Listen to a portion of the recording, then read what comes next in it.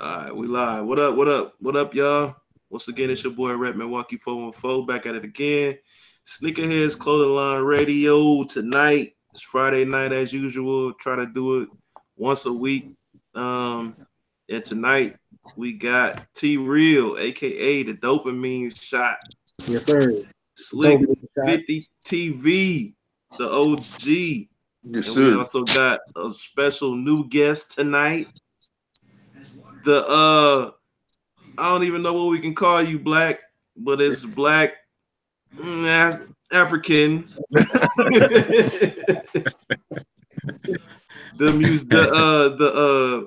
guess you can call him the sneakerhead. You can call him the collector, like the MCU. You call him the collector. For real, for real. The real collector. What's going on with y'all, man? Y'all can say y'all intros yourself though. Anybody, somebody. Oh, okay. Y'all know who it is. It's your boy Slick 50, man. Yeah, it's T Real Dopamine Shot. Follow me on Instagram at the Dopamine. I'm sorry, at Montreal Crawford. Hey, it's Black Ass African. I don't know if I can say it on the show, but I just did, so it is what it is. It's too late now. Use that hashtag sneaker historian and hashtag keeping it OG. Sneaker historian. There we go. There we go. Yeah. So I guess we can go ahead and get into it because Black, this be the first time we actually talk really on some live mess or whatever. But like, when did you actually get serious about sneakers, like collecting? Like, go all the way back. It started like when I was in like 7th grade, and I was, back then, Adidas was like the hot thing. Nike was like on the rise. So I got in like the 8th grade. I remember we were sitting at lunchroom and a guy walked in with the black trees. I was like, what are those? You know what I'm saying? Because I wasn't, familiar with him, but I wasn't up on his shoes up until the trees came out. Mm-hmm. And I was like, what are those he got on his feet? And why that man, why does the man, look like a triangle? You know what I'm saying? So when I saw him, I was like, man, those things great. Back then we were saying like fresh or death, you know what I'm saying? So I seen him, I was like, man, I gotta find out what they is. So, I'm going looking through books, this, that, and the third, going in the stores and seeing them. I saw them, I was like, man, these things, oh, but they was $100 back in the day. That was a lot of money, man. Yeah. From that point, I think I just got a real love for just genuine sneakers in general. I think when 1990 came is really when I actually just said, you know what, this can be a thing because the Black Metallic 5 came out, and that's like my all-time favorite Jordan. Mm-hmm. And that shoe came out, and I actually saw that shoe on Ice Cube's video, Who's the Mac? Yeah. And they was like all bunched up together, and they kind of like had a dope shot of him and his boys together, and the dude had his tongue just flashing. Man, I was like, that's it right there. That's the grill right there. And it just started from there, man. As far as collecting, I would get shoes and dog them out. Some I saved, some I didn't. So most of the time I just kind of like go back and get the ones that I pretty much had while I was in high school. You know what I'm saying? So it's more of a high school fad than anything with me. And I just stay genuine with it. I don't follow no hype. My thing is passion over hype. That's my thing. People might kill me for it, but that's just my opinion. That's my train of thought when it comes to just sneakers period. Because you got a lot of people out here that's in it for a fad. You know what I mean? They try to use it to get somewhere, and then they gone. You don't see them no more. They moved on to other things as opposed to sneakers. But I got 3 loves. I love women. I love my wife. I love sneakers, and I love cars. That's pretty much what men like. You know what I mean? So you just put me up there at the top category. That's what I am. I am a man. I love my wife. I love her cars. I love my sneakers. Right, right. I know that's right. Right. I know that's right. What's the first sneaker that put you on though, Black? The first sneaker that put me on, like I said, it was the 88.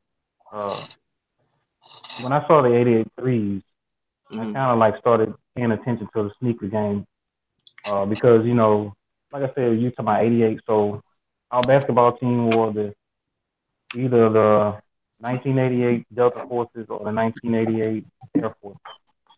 So I kind of like started paying attention to shoes more, man. You know what I'm saying? And when 1989 came, you know, the fours came out, Air Flight lows and highs came out, Solo Flights and stuff like that. Reebok Pump came out. Yeah. I was like, oh snap! Reebok and came and changed the game with the pump. You know, they got this technology that you know blows up around your feet and just you know gives you all that stability and support that you need when you're playing basketball. You know, when you playing basketball in the gym at that age, you're not worried about no lightweight shoes. No, not at all. You know, because everything was made of leather back then. You know what I'm saying? Right. So when I saw my all-time grail, which is the Air Pressure, when I saw that shoe, this guy walked in the gym, and he had that clear box. He had the strap over his shoulder, which, you know, the box was held by a gray strap. Yeah. And he had that on his shoulders, man, and he had, like, some regular shoes on. I couldn't remember what shoes because I was so fascinated with what was in the box. And when he, you know, he pulled those out, put his other shoes in, he put those on, he started pumping them up in the back, and I was like, so, you know, when I saw the box, I was like, the box alone was dope, bro. To me, and, you know, this is 1989. So once again, I went back to doing my little research. So one of my research points was I've always called Nike, I always call these different brands to tell them to send me a catalog, whether it's basketball, running, tennis, cross training, whatever. But Nike was always the one that they pretty much stayed on my mailing list. They will always send me stuff. You know what I mean? Like my four top categories or whatever was basketball, of course, running, cross training, and tennis. So they would send me all these little books that would be like seasonal books. So when I got the book for the Air Pressure, which I wish I would have known I was going to be on here, I probably could have brought some of that stuff out, man. But when I saw it in there, I was like, damn, these things are $175. If it's in the other room, you can go get it. You can go get it, Black, if you want. Yeah, let me step outside right quick. All right, that's cool. I gotta go to the back cave. Hold on. Okay. Well, you just put us in class. Man, I'm trying to tell you, boy, you mess around with Black, boy. He take you back in time, like Blackstreet. He took me back. I watched this video. He had them troops. Boy, I was like, oh, them mud hard. I was like, I remember them, dog. I had the damn jacket and everything. Black could take you back to every era in the culture. You never lied, boy. Remember like jackets and every damn thing. Man, I'm trying to tell you, man. Bro, and it's crazy for me to hear him talk about copping something from 88. Yeah. I was born in 88. Oh, okay. Yeah, I was born in 79. Yeah. I was in 78. I got on in 89 with the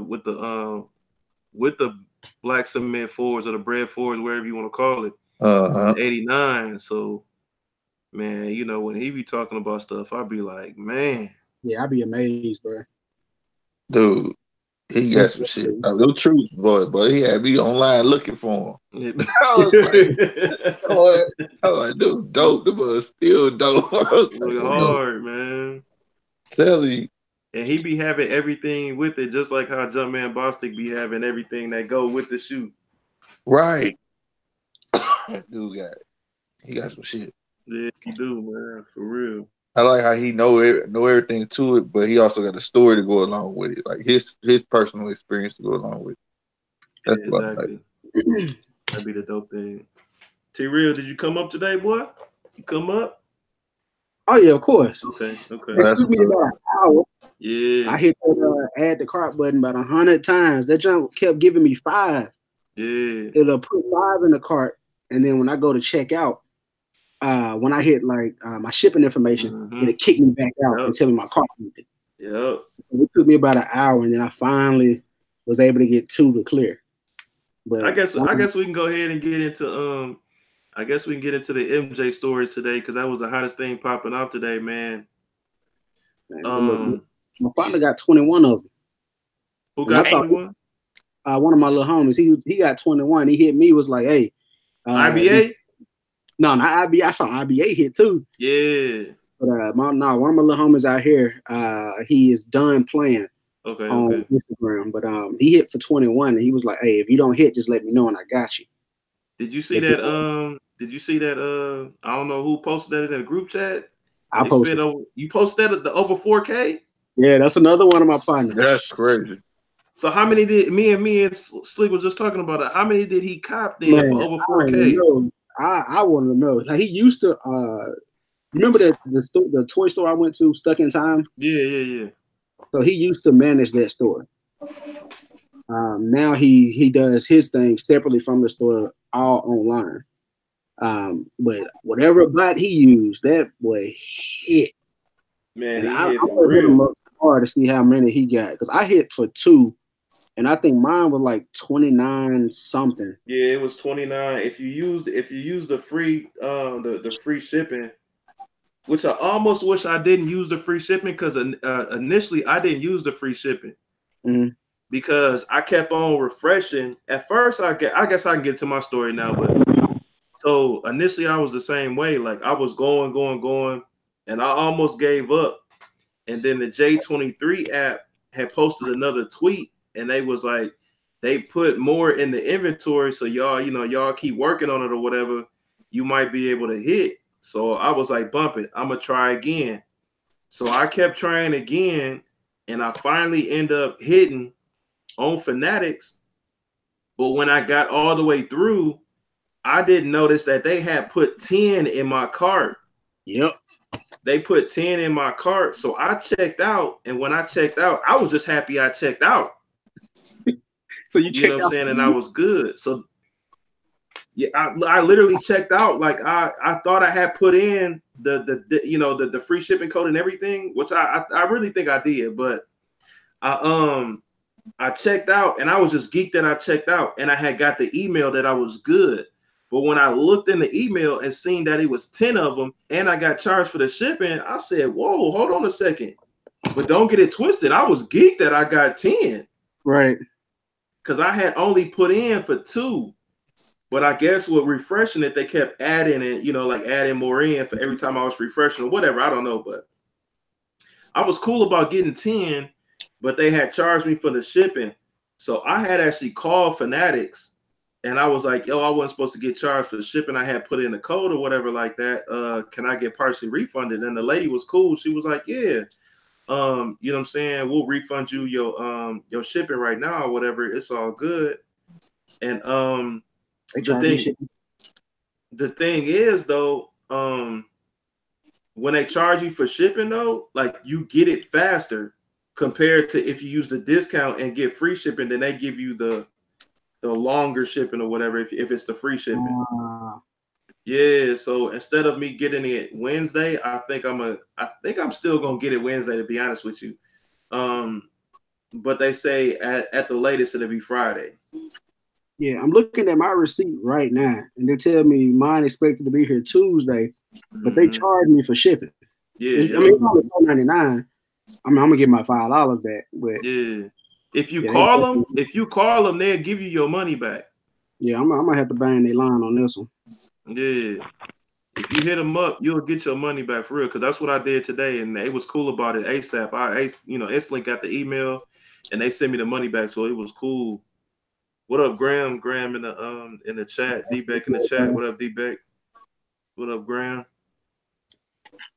And then Slick, I know you ain't hit, but I got you situated. You good? Yeah, hell yeah. And then Black, did you try to go after the MJ today? Nah, man, where I was, I ain't had no signal, but I had somebody look out for me though. Oh, okay, so you good regardless. Oh yeah, I'm good, man. You know what? That's one thing I do like about this drop though. Like, even though it was frustrating as hell, it seemed like everybody who hit for multiples looking out for somebody. Yeah. I mean, how could you not? I mean, because like you said, as long as you knew somebody, you know they had got a gang of them. Right. It's like, bro, even if you gonna break me off, just break me off a couple dollars. Don't bang me like you don't know me. Pause. You know what I'm saying? Like don't kill me. You know what I'm saying? I was like, hell yeah. When I tell you I knew I could, I went through everybody. Boy, just scrolling like somebody, please, somebody. Hey, cause I had to. What you say? How's that shipping? How's what shipping? Fanatics. Man, it's my first time. Yo, they ship through FedEx though. They ship through FedEx, so it gotta be hella smooth if it's through FedEx. Yeah, there better not be in no bag. I don't think it's gonna be in no bag through the FedEx. Did yours come? Did that come in a box or a bag? It came in a box. Cool. Nothing else in there. That's the same. That's the same box. That's the same box how mine can see. So okay, OG. Let me see. Back up got some dings in it. Yeah, you got a rip. Is that a rip? Dang, that's a rip. That's the only thing that's on the box. It's just that rip on the bottom. Hey, T-Real, show the bottom of the box. The shipping box. Mine ain't came yet. Well, you about to see how it's gonna come. My wife opened it up. She thought she got something else coming in for herself. But the box is straight.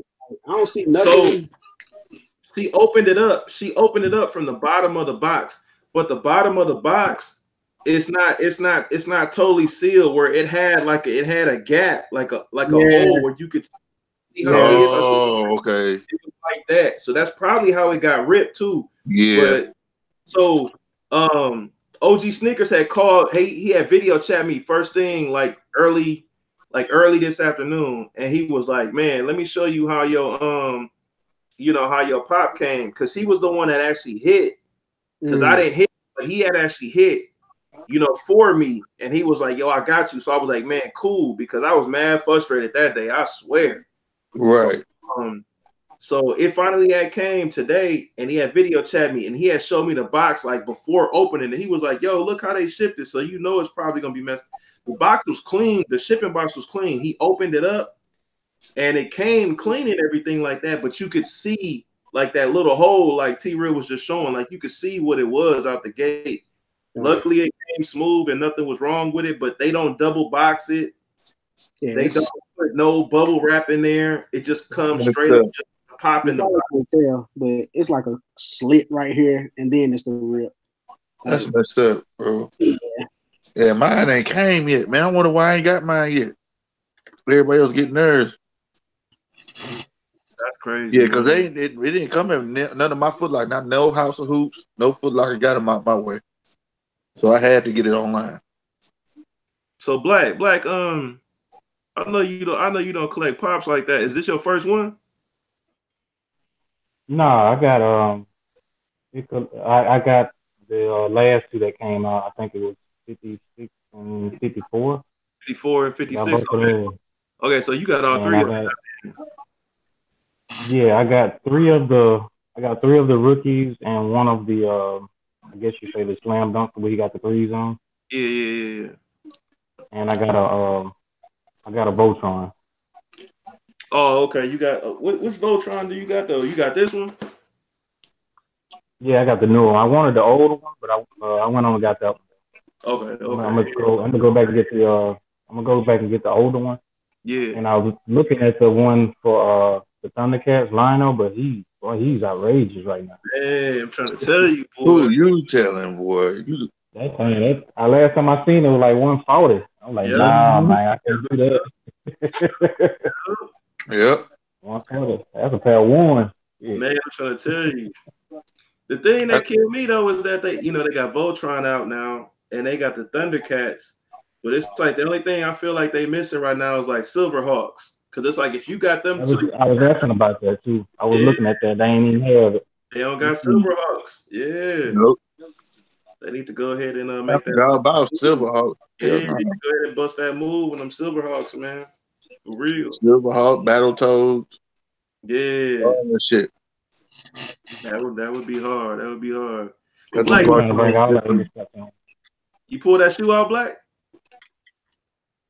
Oh, yeah, I got both on, but I was this was the book that I got, and I'm gonna try to get it up close.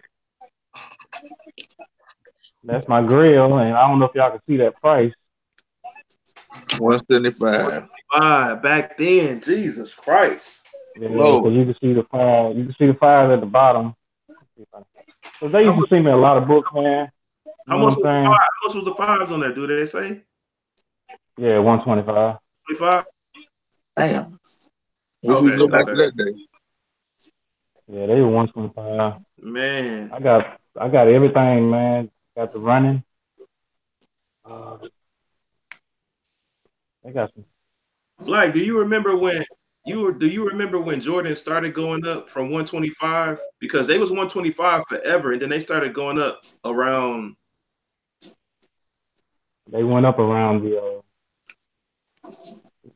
Was it the 11? Was it 96? No, the 4. I thought it was 96. I think the 11s was 125 too. They might have been. Yeah, they might have been. They might have been. I think it was 125, and I think they started going up when the 14s came out.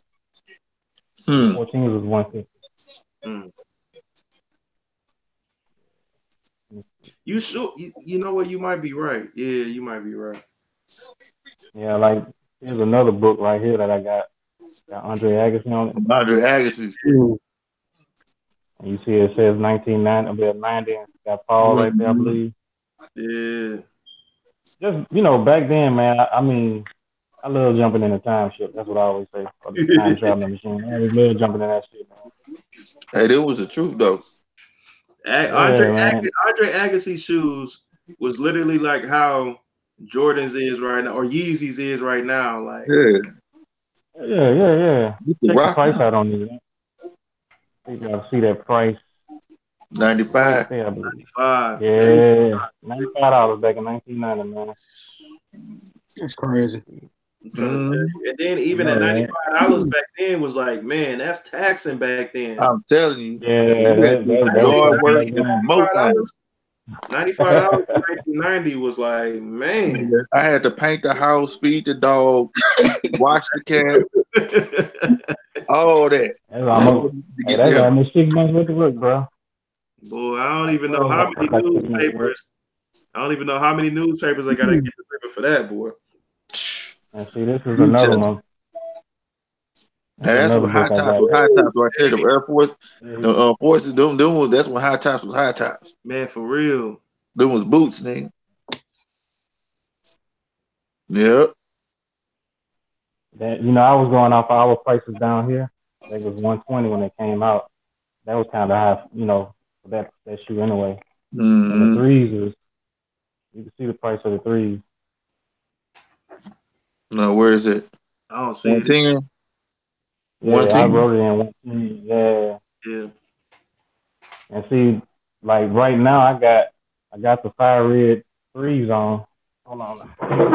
But I got something done special to them.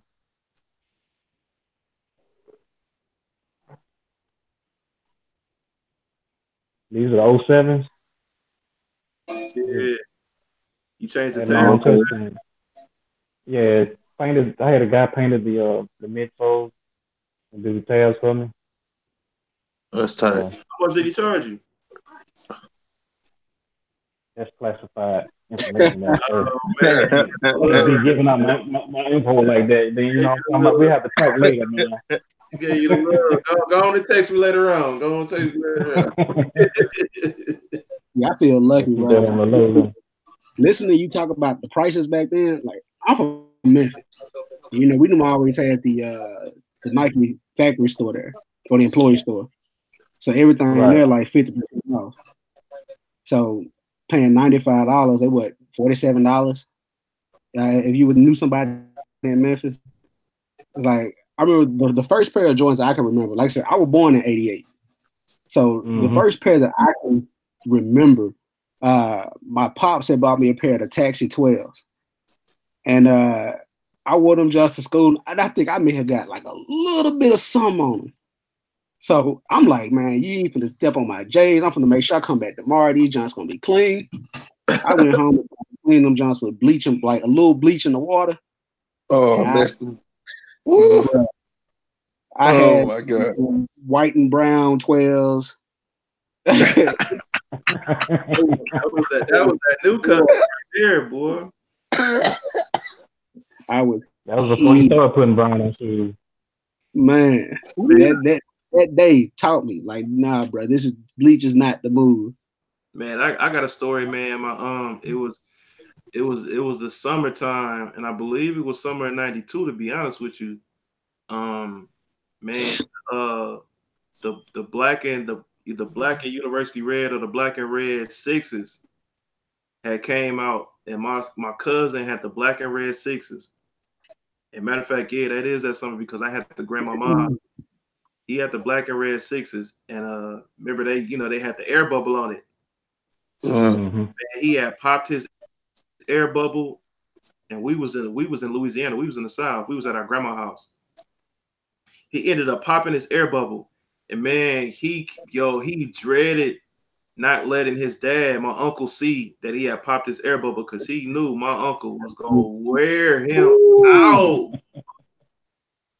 And then, back then, like my uncle didn't know and my cousin didn't know, like, you bust that air bubble, you could holler at Nike and, they or whatever. But he, I had even told my cousin, I was like, man, it's going to be cool. Like, don't worry about it. Like, Unc not going to beat you. He like, man, he about to kill me. Whatever. Like, I'm like, man, just tell your dad, tell Unc, you know what I'm saying? All you got to do is holler at Nike. Like I had already knew this stuff or whatever, but he was still like, man, you know what I'm saying? No, he gonna kill me. So we ended up telling my uncle, man, my uncle stole. He went straight Super Saiyan on that boy, man. Like, he had took grandma braided switch and wore him out, boy. You know them skits? Boy, that's the real shit right there, boy. You hear mom talking about child abuse. Yeah, you hear mom background like you ain't lying or whatever. Like I don't know what child abuse is. Yo, boy, that shit, your skin came back with that switch. Whatever it touched, exactly. That skin was not there no more. I promise you. You say it's the switch that you picked out. Man, my grandma used to get three good switches, put them in the soak them in water in the window sill. So they get flimsy. Then she braid them bitches together and put it right back in the water. Boy, she to that motherfucker wrap around your arm. You can't get away from that motherfucker with shit, boy. Feel like a straight whip. Yo. And then you go to school the next day and be like, yeah, you got a whooping last night, dude. Yup.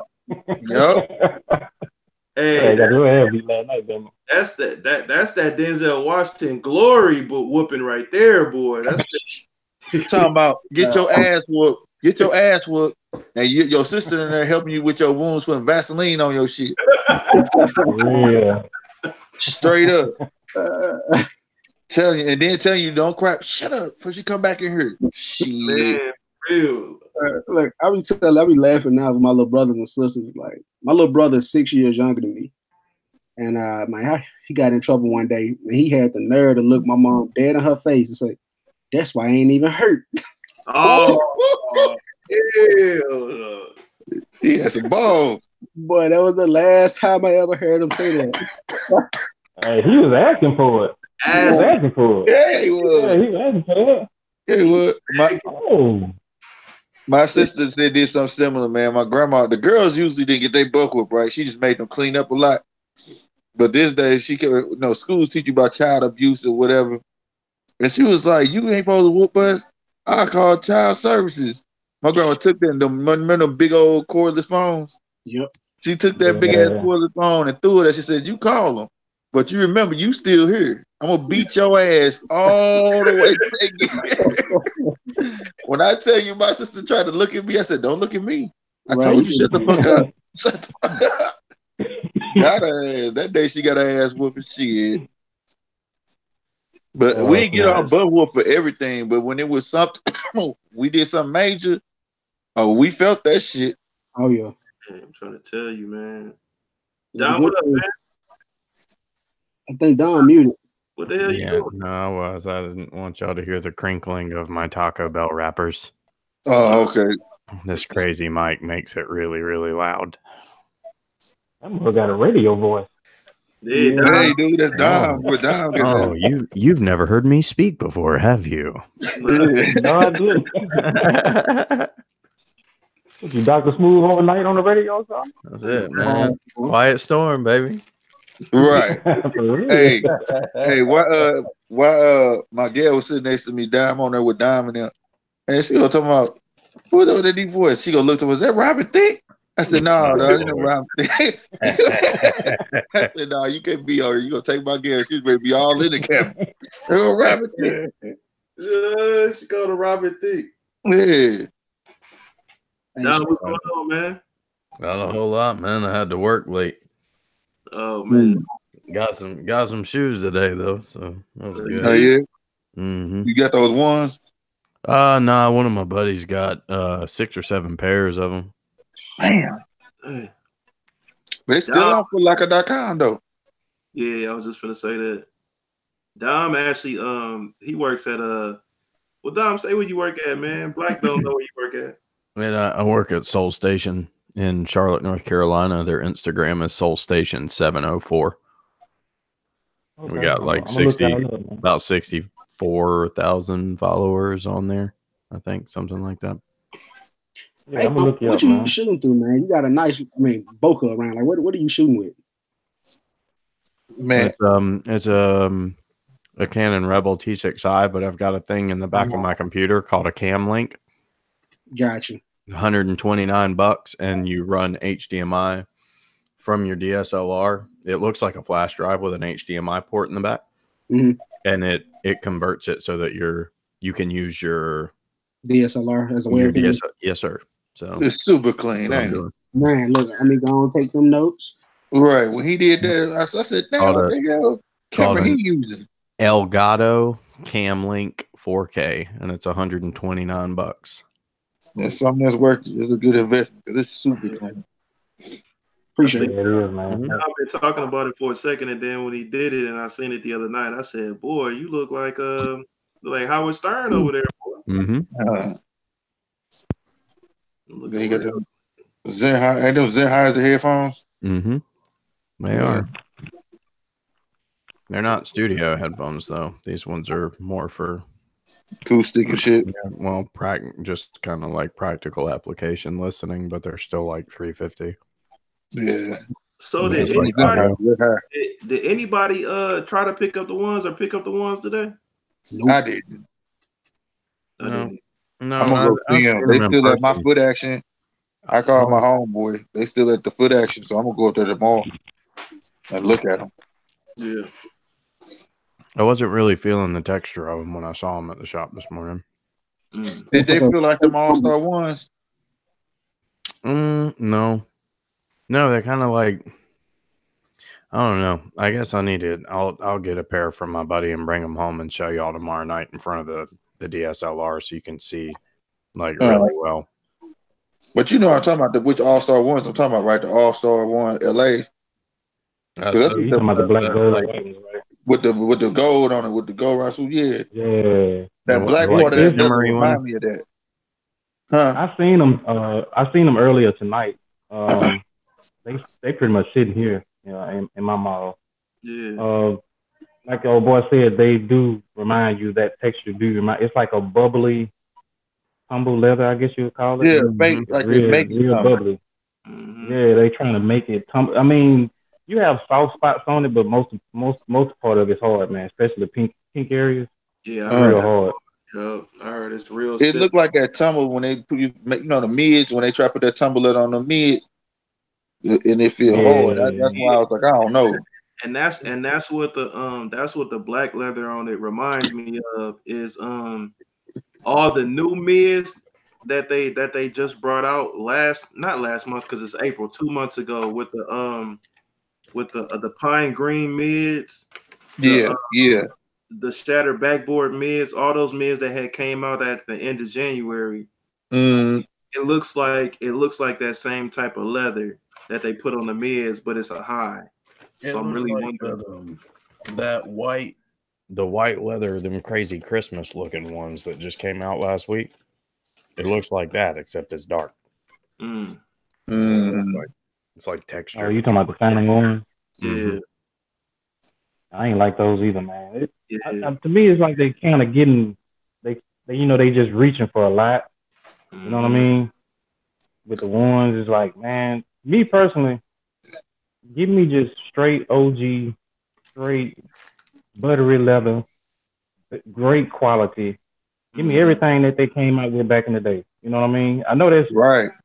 You stretch it, man. Still, man, but still, you know what I'm saying? Give me, if I'm gonna pay that much amount, twice as much money for shit material, my friend. My thing though is, if y'all can do it for the Black History Month ones, why y'all can't do it for everything else? Because y'all didn't put too much effort into the Black History Month ones, and the leather on those is amazing from 2 years ago. Oh, you talking about the ones with the Velcro? Yeah, got the Velcro. The ones with the Velcro, y'all. Yeah, with the Velcro. Yeah, man, people slept on them too, boy. Yeah, they slept on those. To me, that's the best leather they've used on a one. Besides the did you ever get a hold of the God damn it, what's the name of that damn shoe? The shoe is one color. The Sail One. Sail One. Yeah, the Sail One.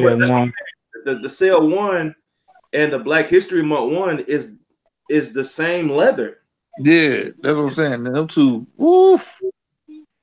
When I bought that Sail One just because I touched it. I am not lying. I touched that toe box. I said, hey, give me a 9.5 in this, please. I was like, oh my God. Man, I'm trying to tell you. That's another one. Well, that one isn't really slept on that much because people talk about the quality. But the Black History. Well, the people made people go get it because I know for a fact I made 2 videos because everybody kept talking about Shattered Backboard. I was like, it's killing to me the Shattered Backboard. And everybody kept comparing, they started comparing the Shattered Backboards to it. Because I sure was one of the first. I was like, Shattered Backboards was soft in certain places. This mud soft all over. The whole upper, the whole shoe. I'm gonna bring home the oh God, what are those Miami exclusive ones? The Soul Clark ones? Yeah, I'm gonna bring some of them home so I can show y'all those tomorrow if my boss will let me bring them home. Yeah, those. I want some of them. I ain't gonna lie. Those mad buttery. Yeah. Well, I got it. Hey. Speak to y'all. Hey, buddy. How are you? Little T. All right, I'll be in another minute. Okay.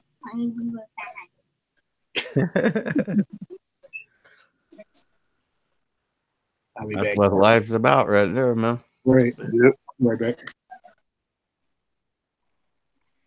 That and candy and all them Funko Pops behind him. Good Lord. See real wall. That ain't it. Good God. That ain't it, dude. That's just a small little section back there. Well, that ain't it. For him, it ain't. Like what you Funkos for real. Look like. Like what you trying to what you really trying to get like this year, like that you can't wait for? Well, I'm getting the fours. I'm gonna get 2 pair of those. The red or black cement fours, whatever you want to call them. Yeah. I'm gonna get 2 pair of those. Other than that, it ain't nothing else I'm looking at. It's just those, man. Yeah. That's pretty much it. You ain't worried about the bread 11s? I'm not an 11 fan, man. I'm at an age where that patent leather shit hurts my feet. So I look for comfort instead of style. So I mean, for me, that I can't. I mean, I like to look at them, but as far on my feet, nah, they don't agree with my feet, man. Gotcha. It's stiff. You know, I it's feel like I wearing. Still got some Sauconys. Exactly. That Saucony is exactly. You know what? And the crazy part about it, bro, since you said that, you got a lot of these brands out here. A lot of brands that's coming in with materials, quality materials, quality craftsmen. I know we always talk about this, but is you can't emphasize that shit enough, bro, because just because you up here doesn't mean that this damn company down here can't inch. Right. Hey, if Adidas did it, why can't nobody else do it? Exactly. You know what I'm saying? Adidas had their little run, you know what I mean? Adidas had their little run, so now who's next? Now Puma. I sure as hell Puma wore my frozen yellows to the gym today. What? They're so comfortable. Well, I know, but yeah, oh my god, I don't give a shit.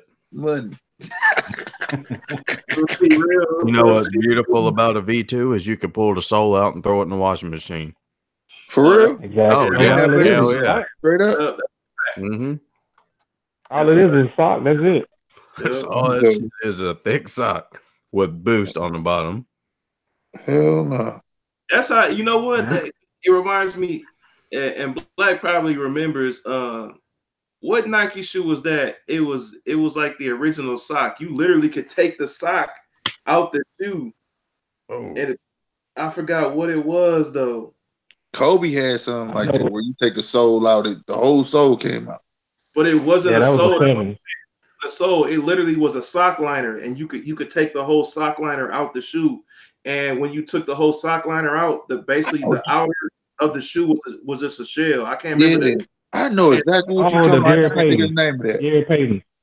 The Gary Paytons was like that. Yeah, Gary Paytons and Pippen. The Pippen. Okay. Yep, sure was. I think it was the Pippen 4s, I believe. Yeah, it wasn't Gary Payton. Adidas had a shoe like that too. It was called the Equip 93. I forget who wore. I forgot who wore it in the NBA, but yep, sure did. It was an Adidas. I know exactly what you're talking about though. Yep.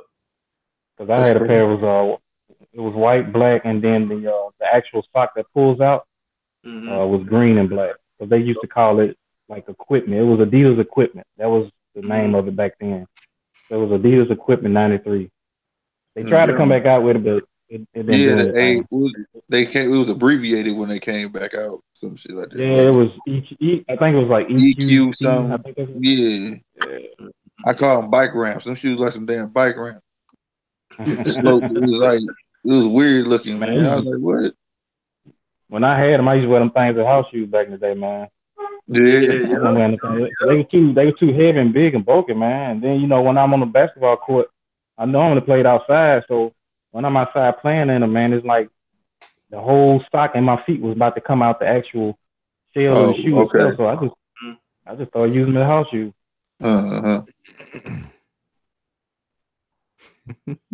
Yeah, that shoe was hard, man. You just reminded me of that one for real. Yeah, I just feel shoe companies need to slow down though. Today it's just like it ain't even necessarily a whole, but like all of it's Jordan needs to slow down, man. I thought the majors just need to slow down. Yeah, for sure. I know for a fact Jordan need to slow down. They be real with you. Jordan, Nike as a whole need to slow down. Nike need to slow down with the colorways. I get what you're saying. They'll bastardize one silhouette and just bring out 1,000 colorways. They made me mad with my business. They made me mad with my Earl Tempos. I'm telling they hoard the shit out of that. Yeah, man. When that black and white one first came out, it was like, oh shit, it's sold out everywhere. Next thing you know, what the fuck I'm gonna do with a rainbow color ass goddamn? For real, split up in 3 colorways. It didn't make sense, though, bro. It didn't make sense, bro. It didn't make sense at all, man. You know, I hate when they do that. But like Jordan, all Jordan need to do is go back to we coming out with the 6s, and then we're gonna come out with the Team Jordans to it. You know what I'm saying? Let that marinate for a minute. Team Jordans are awful. Back in the day, they was dope. For real. Back in the day, Team Jordans wasn't that bad. Back in the day, like when they first started doing Team Jordans, like it wasn't on the same plateau as an OG Air Jordan, but we still rocked them. Like people still wore them to hoop in. Yeah. NCAA teams was wearing them to hoop in. Yep. Madness, whatever. And if you saw a team in March Madness wore them and they was the same colorway as your team, you wore the same thing. Right. Same thing. And it was dope too, because you could buy yourself the regular, get your girl the Team Jordans. That shit was hard back in the day. That shit was hard. Go to Six Flags. Y'all be matching going to Six Flags and shit. I tried. I started working. I started working in that sneaker shop. Didn't know a damn thing about any of it, and get it pounded into my head that the only sneaker that you need to give a shit about is the ones through the 14s. And then I like finally get to where I know them pretty good, and then somebody brings in some Team Jordans, and I'm like, this was like a 13 fucking 11. Like what? Right, mixed up and shit. What is going on right here? I was like, what is this? And they were like, that's called a Team Jordan. I was like, well, this is awful. Like, what happened? They're so bad. Hey, and for real though, we'll just call the Team Jordan for nothing. Jordan had his on, and the team had the Team Jordans on. If they didn't have their own shoe, if they didn't have their own shoe, they wore Team Jordans. That's a fact. You see, Ronnie, you can rep the team. You can rep the team, but you can't have the flagship. You're right, exactly. You see Ron Harper sporting the mess out of them joints, boy. Man, proud. You hear me? Proud. Proud. That dude was glad when Jordan won. He said, "Good, we brought win tonight." He was happy. Yeah. I wear whatever he tell me to give me some rings. Tony Kukoc. I forgot who it was I saw. It was a little documentary, but they were saying like Team Jordans for like NBA players was like the shit. Like everybody wanted to have a Team Jordan. Check this out. I'm trying to find the ones that they were talking about. It was like Team Jordans that we start giving them names because only certain players wore them. Yeah, and it's just like that's what in the summertime, like that's all they would be scouting for. Like everybody to be going after, the big brand. But these like folks in the league, they were trying to get the Team Jordans, the ones that they want. Because that was like being part of the Jordan family. Like Chris Paul's back then, his name wouldn't have been on no damn shoe. He'd have had a special colored ass Team Jordan. Yeah, that's a fact. And we would have known that was his shoe, though. You get what I'm saying? We'd have been like they Chris Paul's, but his name wouldn't have been on him. No name would have been on there but Jordan. Right. Caddy said it good in the chat. He said Michael Finley used to rock Team Jordans hard. That's a fact. Like if you was signed the Jordan brand while he was still playing, you wore Team Jordans, and they would just have your PE would be in your uniform colorway. Exactly. And as long as they went with the guidelines, he was good. And you would still be able to get different like whatever that Jordan was that year, you would be able to get that Jordan and they would make a PE in your uniform colorway like Bimby had and like you said Michael Finley had, and it was only people that was signed to Jordan at that time. Eddie Jones. Right. I chose to say E&J. Yeah, Eddie Jones and really Rip Hamilton, but he was later on. But see Rip, but that right there, like then they went from Team Jordans to regular Jordans, but they still didn't get their own shit. It was just a colorway. Yeah, it was just a colorway. Put that back up. I got a fun fact with that shoe right there. Yep. Y'all know that was the first Team Jordan right there? This the one I was talking about. This the one that that was the first Team Jordan. Also, that was actually supposed to be the Jordan 12. Right, exactly. Yeah. And that's a Jumpman, though. Jumpman Pro, ain't it? Yep, Jumpman Pro. Yeah, that's a Jumpman Pro. Right. Yeah. He didn't like it because it wasn't high enough. So they went back to the design board. He said, give me these features right here, X this out, and we'll just use this shoe as like a team shoe. So that was actually supposed to be the Jordan 12. Yeah, I remember that. Yep. Oh man! But the ones they got out now, they went back to trash leather. That's trash ass plastic. Yeah. The one, I don't know why they Jordans. The one team Jordans that was it was basically like the first low. Y'all know which ones I'm talking about? It was black, white, and red. It was they had an all black pair, all white pair. I used to call them bowling shoes.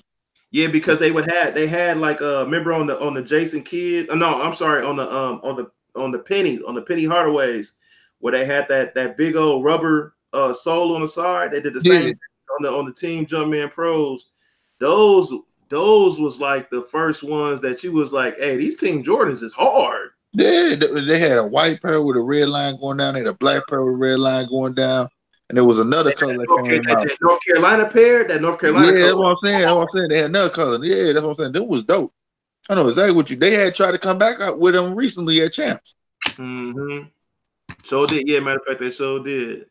Yep, Josh Howard, Q Rich, D Miles, they all had PEs. They was Team Jordan up, but they would also have their own colorway in PEs. And I'm talking about a lot of players had PEs back then. Because it wasn't a player that didn't want. It was every player wanted a pair. Yeah, everybody wanted get in. They would have got it. Jordan. Yeah, and just be signing Jordan, and he was still playing it. Yeah. Yeah, you had Roy Jones too. Who was it? Yeah, Roy Jones. You know, he was signed with Jordan Brand. Oh, too. yeah, I had the boxer side. Yeah, I had Roy Jones. Yeah, I think he's still signed with him. You had Ben Baker. Yeah. He had like, I want to say he had two shoes with the Vindicator and Pro Strong, I believe. Yeah, Ben Baker. Randy Moss. You know, he had the Super Freak. Yeah, Randy Moss. Yeah, Randy Moss. Randy was the only one in football, right? No, like he had Warren Sapp. Well, Warren Sapp didn't really have his own shoe, but he was rocking a 9. Okay. Now he was rocking 9. I think Moss was pretty much the only one at that time. Yeah. Steven Jackson was signed to Jordan Brand. Now, he never had a shoe, but he was signed to Jordan Brand also as well. But see, he was wearing retros though. Yeah. He was wearing retros when he was signed with. Jackson is from that later, era, right? But never had a shoe. He was just he had a signed deal where he could wear. He had exclusively they would send him boxes, right, retros or whatever, and he would just wear them. It wasn't like it was like a big emphasis on like, yeah, we're gonna make your own shoe and we're gonna blah blah blah. No, just here go a box, figure out what you're gonna wear and have a nice day, basically. Right, because it wasn't until for real like Grant Hill started promoting what was a Feline. Yeah, he had his own shoe. It wasn't a lot of people had their own shoe. Pippen had his own shoe, but then, but when it caught on, it was a motherfucker though. Everybody wanted their own damn shoe. Yeah. Then the key like hot cake, man. Wear your shoe. Anybody can get a shoe right now. As long as you're in the NBA, you can get a shoe. Yeah. You get it before you play. Yeah, before you play. Yeah, I know. That's a fact. They go straight up off potential nowadays compared to. Oh yeah. Only thing I don't like we see you with Jordan Brand is when they have like a female athlete, they don't endorse that. Maya Moore, perfect example. Why she don't have her own shoe if she's signed with Jordan? Why she's getting retros and then the retros will be shitty? Yeah, and not only that, shitty ass colors. Not only that, they just really start at the end of her career. They just start really promoting her shoe for real, where you can see them everywhere. Man. Right. Because when the WNBA first started, everybody that was a superstar had a shoe from Sarah Swoops, Cynthia That's Cooper, my girl. Rebecca Lobo. Rebecca Lobo had her on Reebok, and she was trash. Yeah, she was trash. At that time, she was good. At that time, she was trash, but at that time, she was good just on potential. Man, she moved like Big Country. Remember Big Country from Grizzlies? Yeah, that's she moved to me. She moved like Big Country, and she played like something. I remember Big Country. On the real, man. But but back then in that era, like women's basketball, like they had They had stone cold killers. Not saying they don't now, because they do, but it was. Them girls played with a point. Yeah, they had something to prove, because for one thing, they wasn't getting paid no money. You know, the men, you know, not disrespecting, not disrespecting the men, but the men were getting paid millions. They were getting paid pennies. Right. Yeah, and they going out there balling. Yeah. And it's still like that. It's literally still like that. Like, they get paid pennies. I think the women's, the most I've seen the woman get paid was probably what, about $1 million in the WNBA. Yeah. I'm just saying off a contract. I want to say is it Brittany Griner? It might be. It might be. It's either her or Candace Parker when she was playing. I mean, the thing that's disturbing to me, like the girl who was supposed to be the #1 pick in the WNBA draft, she's like, "Nah, I'm straight. I'm going back to college." Yeah. So I can't see nobody going to the NBA like Zion, for instance, consensus #1 overall pick, saying, "Nah, I'm not gonna take the money." Right. So to me, that just lets you know it's a big difference between what the women make and what the men. The thing that kills me about the WNBA is that, well, first of all, they don't have enough sponsorship and they don't get as much exposure, even though they are under the umbrella of the NBA. But they don't have that much money into the league as they should. And matter of fact, I just realized, because I looked at the list of the draft, I didn't know that they only had, I think it's only 14, it's either 14 or 15 teams. I can't remember offhand. If somebody can put that in the chat or whatever, but I think it's 15 teams. And they do 3 rounds for the draft, which is crazy to me. I thought that it was more than 15 teams. Yeah, I did too.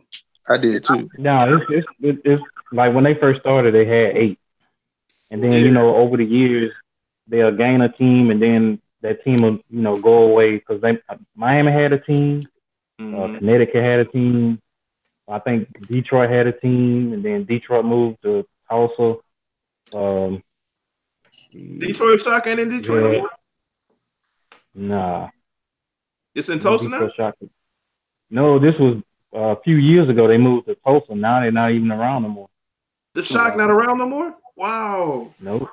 Then you remember you had the Sacramento Monarchs. They're not around no more. They're not around no more. They was like one of the the first 8. Right. You know what I'm saying? Because they was going after the Kings. They had the same colors, but they just said, instead of Kings, we're gonna call ourselves Monarchs. Boy, Sacramento and his whole damn organization damn near was almost gone. Their whole organization was almost up out of here, men and women. So that's crazy. Know, right? The Monarchs, let's keep it real. And Blackie, I know you remember, the Monarchs, the women's team was colder than the men's team. And the they had Teresa Edwards. Yeah, they had Teresa Edwards. Yeah, exactly. She was a gold medalist. Only thing that the men's team had was that, what was that? 99 or 01? That 01 team that took the Lakers to the brink. Yeah, when they had Weber and everybody. Yeah. Weber. Yeah. Bibby. That's the only time they had somebody good, or they had a good time. And every time they always in the lottery pick. They're always in the lottery pick, year after year after year. Yep. Hey, fellas, I think this year they get this call. Okay, go ahead. I think they'll be good this year, man. They got a good little nucleus. They're just looking for a coach right now. So if they get the right coach, man, I look at them being at least the 8 seed next year. But they got a good nucleus right now. Look, I'm trying to figure out what's going on. My Grizzlies, man, we fired the coach. Instead of firing the GM, they demoted this man and made him a scout. They demoted the head of basketball operations. I don't know what's going on. Hey, that's just like Grizzlies. Yeah. So I'm a Grizzly fan. I feel you, man. Hey, rock who you like, man. That's just like fan, so I need bags on my head. I saw the same thing today for was it the Phoenix Suns? They off everybody too. Phoenix Suns made James Jones they GM, and he literally just got done playing. They made him GM, and they made I forget who they made over him. Okay, it's kind of weird. So basically they basically like they made him GM, but the person that's over him is like he doesn't report to him. They really kind of messed it up. So like the person with the experience for his job, they have him under James Jones, and then the person that James Jones reports to, or my bad, the person that's under him doesn't even report to James Jones. He reports to the man over James Jones. So it's like James Jones like a figurehead. Yeah, they basically make him like the face, but he don't know nothing. So it's like, but if he don't know nothing, why y'all give him the job? Right. I'm surprised Chauncey ain't get a call. I believe he has gotten calls, but he's just really literally turned them down because they all been trash jobs. I can see that. Who would want to go to Phoenix anyway? Yeah. Who would want to go to Cleveland, Phoenix, like all those type jobs he been getting hit up for, and he been like, nah, I'm good. If anything, you just be going for the money, not because you know you're gonna put a winning attitude around that team again. Right. You know what I'm saying? Now, if they don't do something in the next, like Phoenix, if they don't do something in the next year or so, you know, y'all might be seeing Devin Booker somewhere else. That dude there, man. Booker somewhere else, regardless. Yeah. I think Devin Booker gonna go somewhere else, regardless. No, they didn't re-sign him yet. I think that this coming up summer is his situation, right? He will be gone regardless. Yeah, I can see him pulling like an OBJ type move, sign the contract, get traded the next year. Yeah, he signed a big contract. I want to say about 2 years ago. Yeah, he did, but I think he's right back up this summer for an extension, or this would be his last. This would be his last go around right here. I can't remember if it was an extension or if it was like an actual contract for 4 years or something like that. I can't remember. Right. I believe it was an extension. I can't remember offhand, but I know they are talking about him though. They got to do something if they want to keep him though. Which I know that's a part of the new CBA. I was talking about that earlier.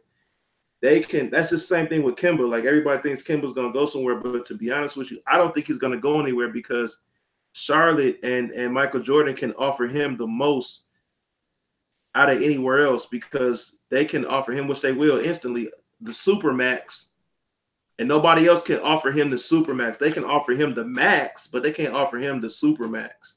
Hey, I'm not giving Kemba the Supermax. I'm sorry. I'm not. He ain't proved nothing to me, man. I mean, he can ball. Yeah. But he ain't proved, like, okay, I was looking at that All-Star game, and, you know, the All-Star game was in Charlotte. So, of course, they're going to give him the ball to shoot. Why you ain't shooting the ball? You know what I mean? It's like you don't have that killer instinct. Now, back in college, the truth. Won the championship with a trash-ass team. Right? But now, all of a sudden, he gets in the league, it's like he just want to be that good player. I ain't gonna call him great. I mean, he's an all-star, but he's a reserve all-star. You know what I'm saying? So, I mean, if he was to move, now I'm gonna tell you somebody I like. He was my second player after Melo. I love Melo regardless of his non-defensive ass playing. but I'm a Dame Lillard fan. Yeah, me too. Yep. Dame Lillard need to find somewhere to go. If he can't get nobody to come up there to Portland, he need to find somewhere to go. He need to get on a championship team. Getting injured. All his big men get injured. That's Dame problem. Exactly. When it was Dame in LA, LaMarcus, golly, man, I love that Portland era when they was together, man. I love that era because them two together, it was peanut butter and jelly. Like it was. Right. It was peanut butter. I'm sure regret going to San Antonio though. Yeah, I'm pretty sure he wish he would stay in Portland. I know he likes it now. Initially, he didn't like it because it was for a trade. It was very much brand new. I mean, you dealing with Pop compared to any other coach in the league, first of all. And then you still dealing with, you know, everybody else that's been there for a minute. You dealing with the Kawhi Leonards and Manu Ginobili's and everything like that, where, you know, they get in the green light and it's like we still trying to figure you in somewhere. And he's like, yo, I'm a superstar. What you talking about? You trying to figure me in somewhere, bro? So I know that first year he had issues, but then, you know, it started settling in, and most definitely he loves it now because he the man. Him and DeRozan, they the man. So right. It is what it is. Right there. Yeah, they probably in Portland when he was there, they just didn't have a bench. Yeah, you know they what did. I'm saying? So once they reserves came in, it's like they had a lead. By the time they came in, they was down either 5 or they was, you know, tied up. So they have to exert more energy, you know what I'm saying, to win a game, you know. I mean, like I said, I like Dame because he's a quiet assassin. That's what I call him. You know what I'm saying? He don't talk no mess. He don't bitch and complain. He don't do none of that. He just go out there and ball. He just show you what he got. Yep. And that's all you can ask for. You know what I'm saying?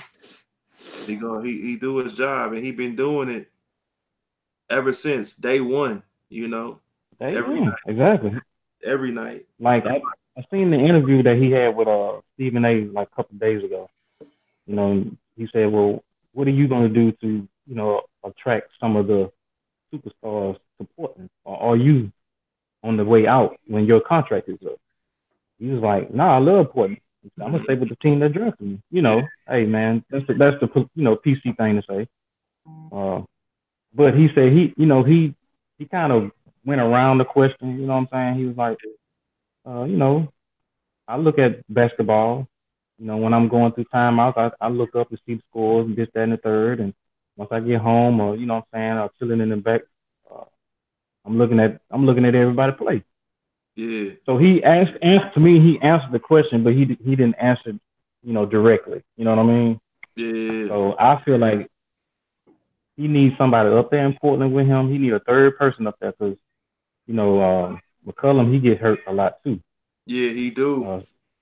He get hurt a lot too. So then that leaves it up to him again. So I feel like if he don't go nowhere, man, he needs somebody up there to help him. Because if he gets his team, like you said, are always missing a big man because they get injured. If they still be in the playoffs, man, just imagine if he had like another superstar with him or something. What if he had like, I'm just throwing it out there, just like AD or something?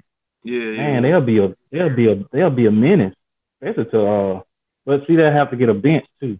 You just can't go off just your starting 5. You know what I'm saying? You gotta have a bench. They never had a bench. That would be their pride. They never, like you said, they never had a bench. They always had.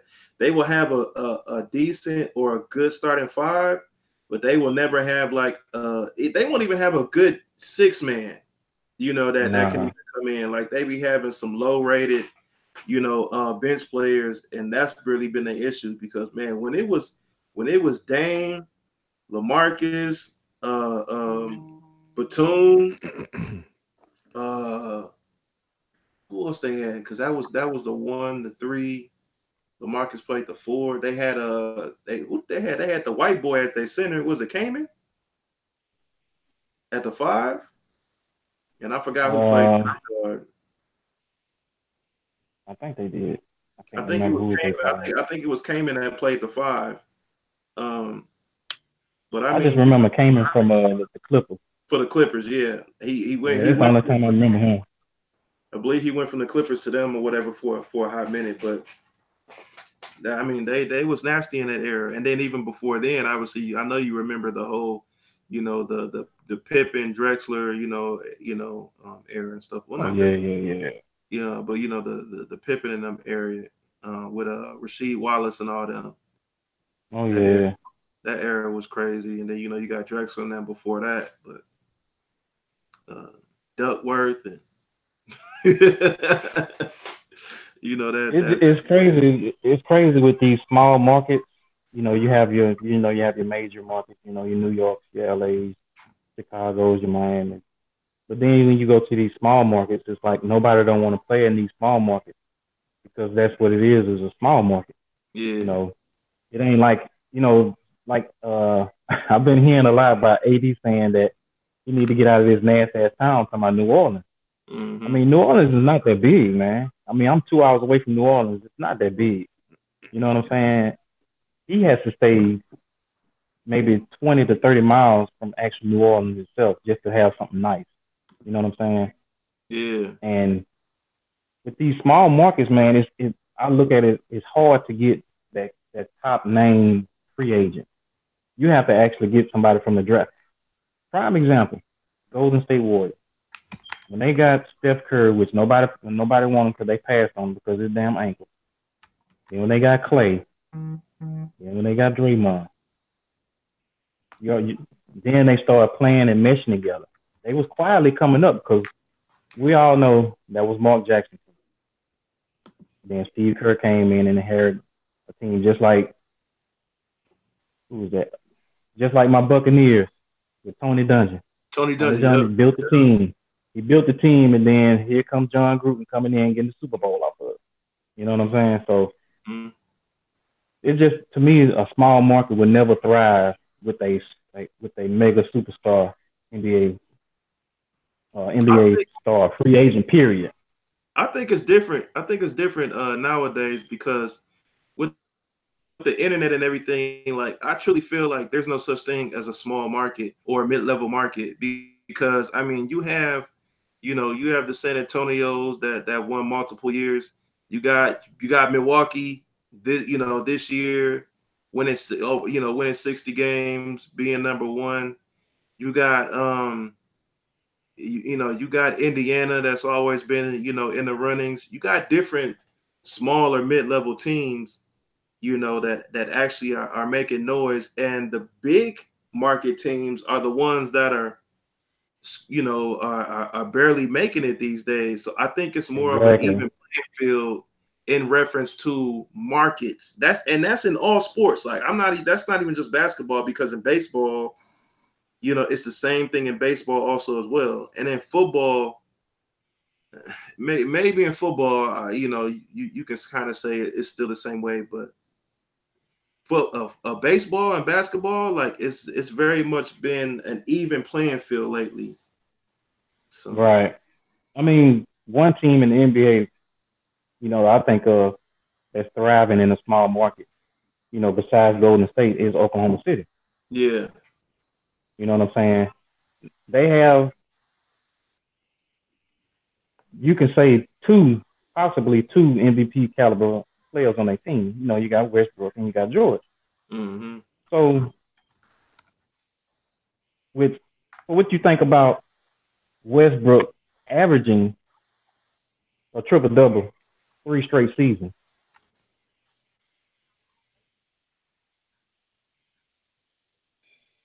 Is he gone?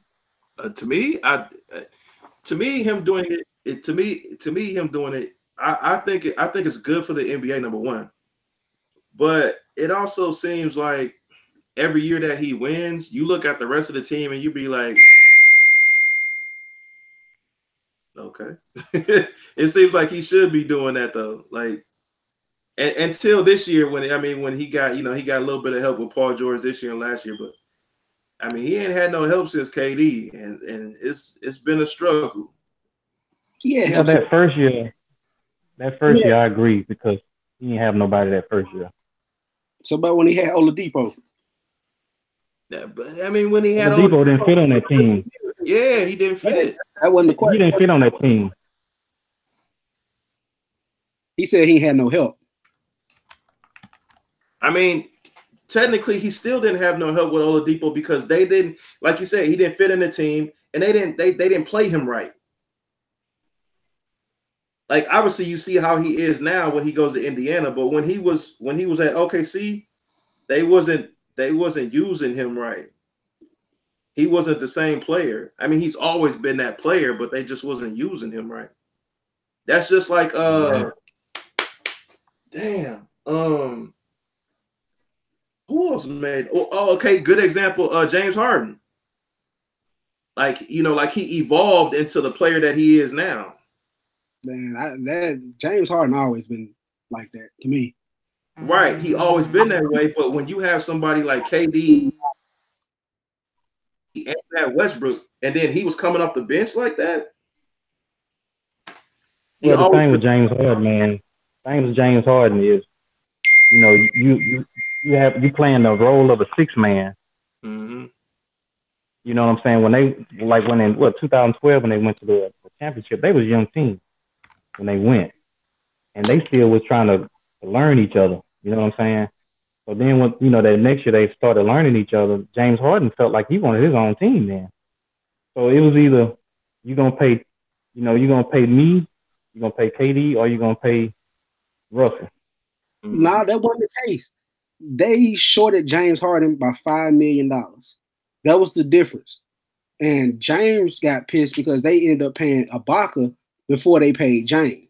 Yeah, they paid him. Yeah.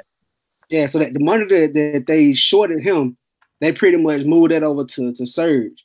And looking back, it was a mistake because they could have kept their real big three together, James Harden, West, and KD, and not gave the money to Serge Ibaka.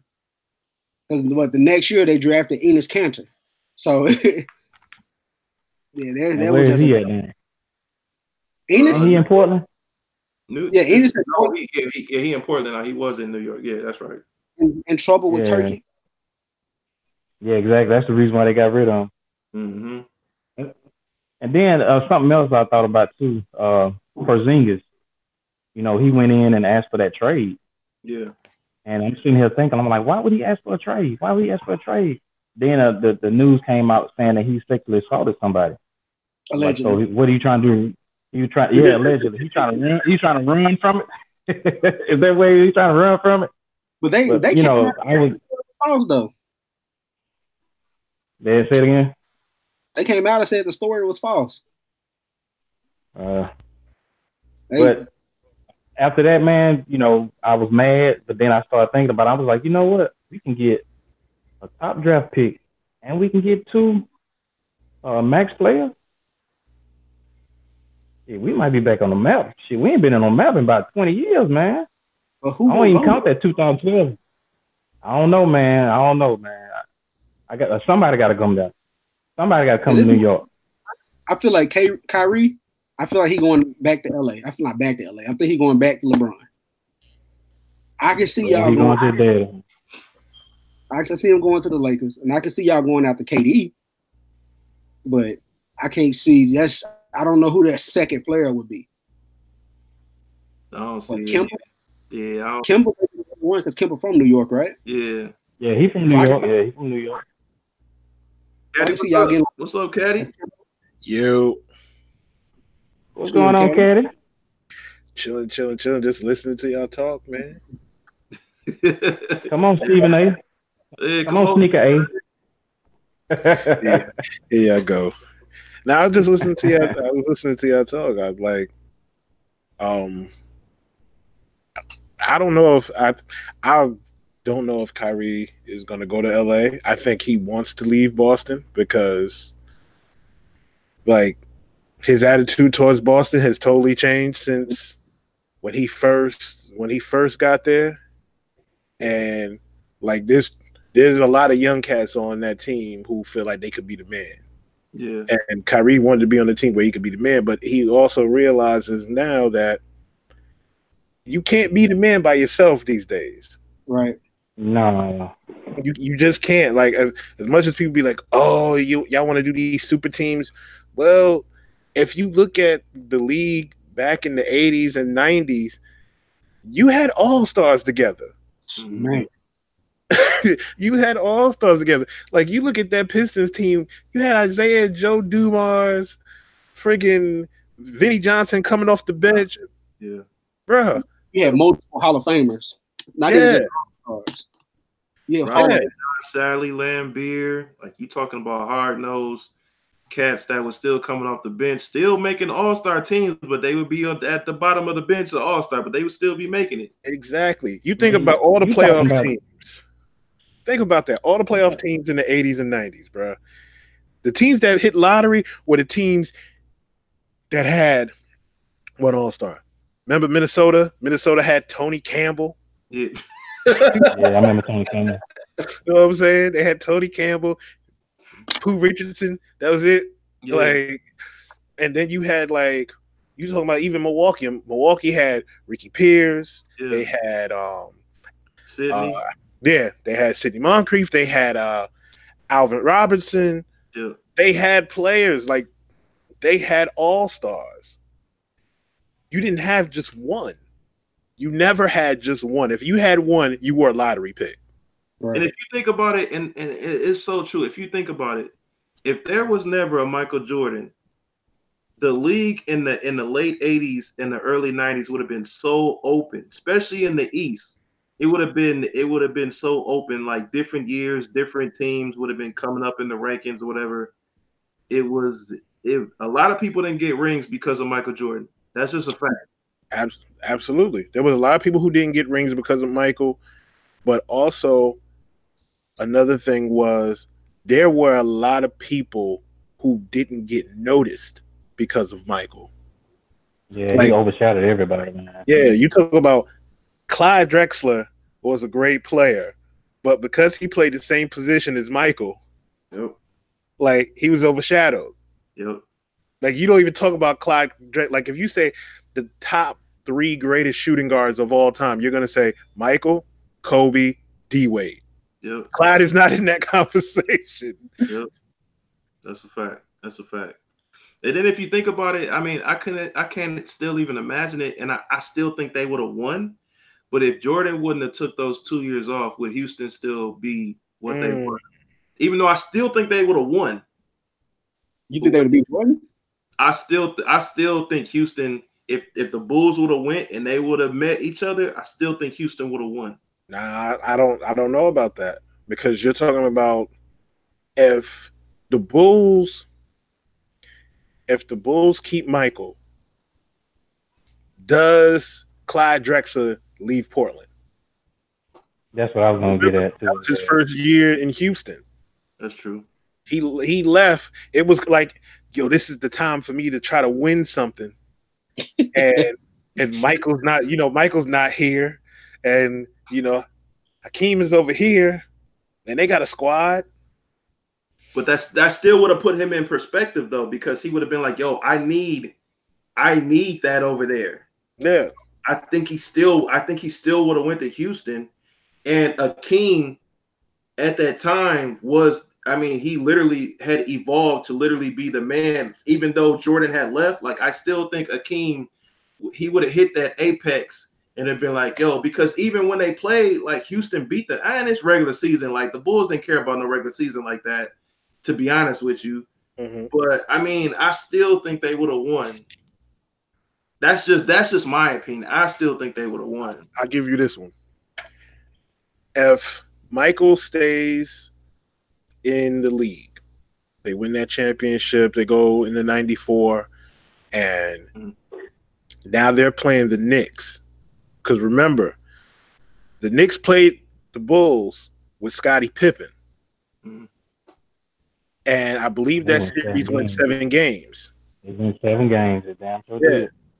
So you're talking about now you got to play the Bulls with Michael. Knicks are not winning that. It ain't going 7. Bulls got that in 5. Now you got to play Houston in the finals, and Houston went 7 with the Knicks. Yes, they did. So that's without a Michael Jordan on the team. So now you got to go against Michael and Scottie, because remember when you play the Knicks, you had Pat, you had John Starks, you had Oak, you had Derek Harper running the point, but now you got Mike, who's coming off his 3rd championship, and he's in his prime. Oh, Pete. Well, you said that's scary, man. that's scary. But even still, at the same time, you got to think about the Orlando situation too, though. Orlando wasn't ready, man. When they met up with Houston, they was not ready, bro. They wasn't ready, but at the same time, they played the Bulls. Was young. Yeah, them boys. So when they played the Bulls, Michael came back. He was rested. You know what I'm saying? When they played the Bulls, Michael was rested. He came back. By the time the playoffs kicked in, I mean, By the time, I mean, when he came back, he was rusty. But by the time the playoffs hit, was he still rusty? Well, Michael had played what, like 17 games? Yeah, 17 games, and then went into the playoffs. Mm-hmm. Now, here's the weird thing. If Nick Anderson doesn't miss those 4 free throws, right?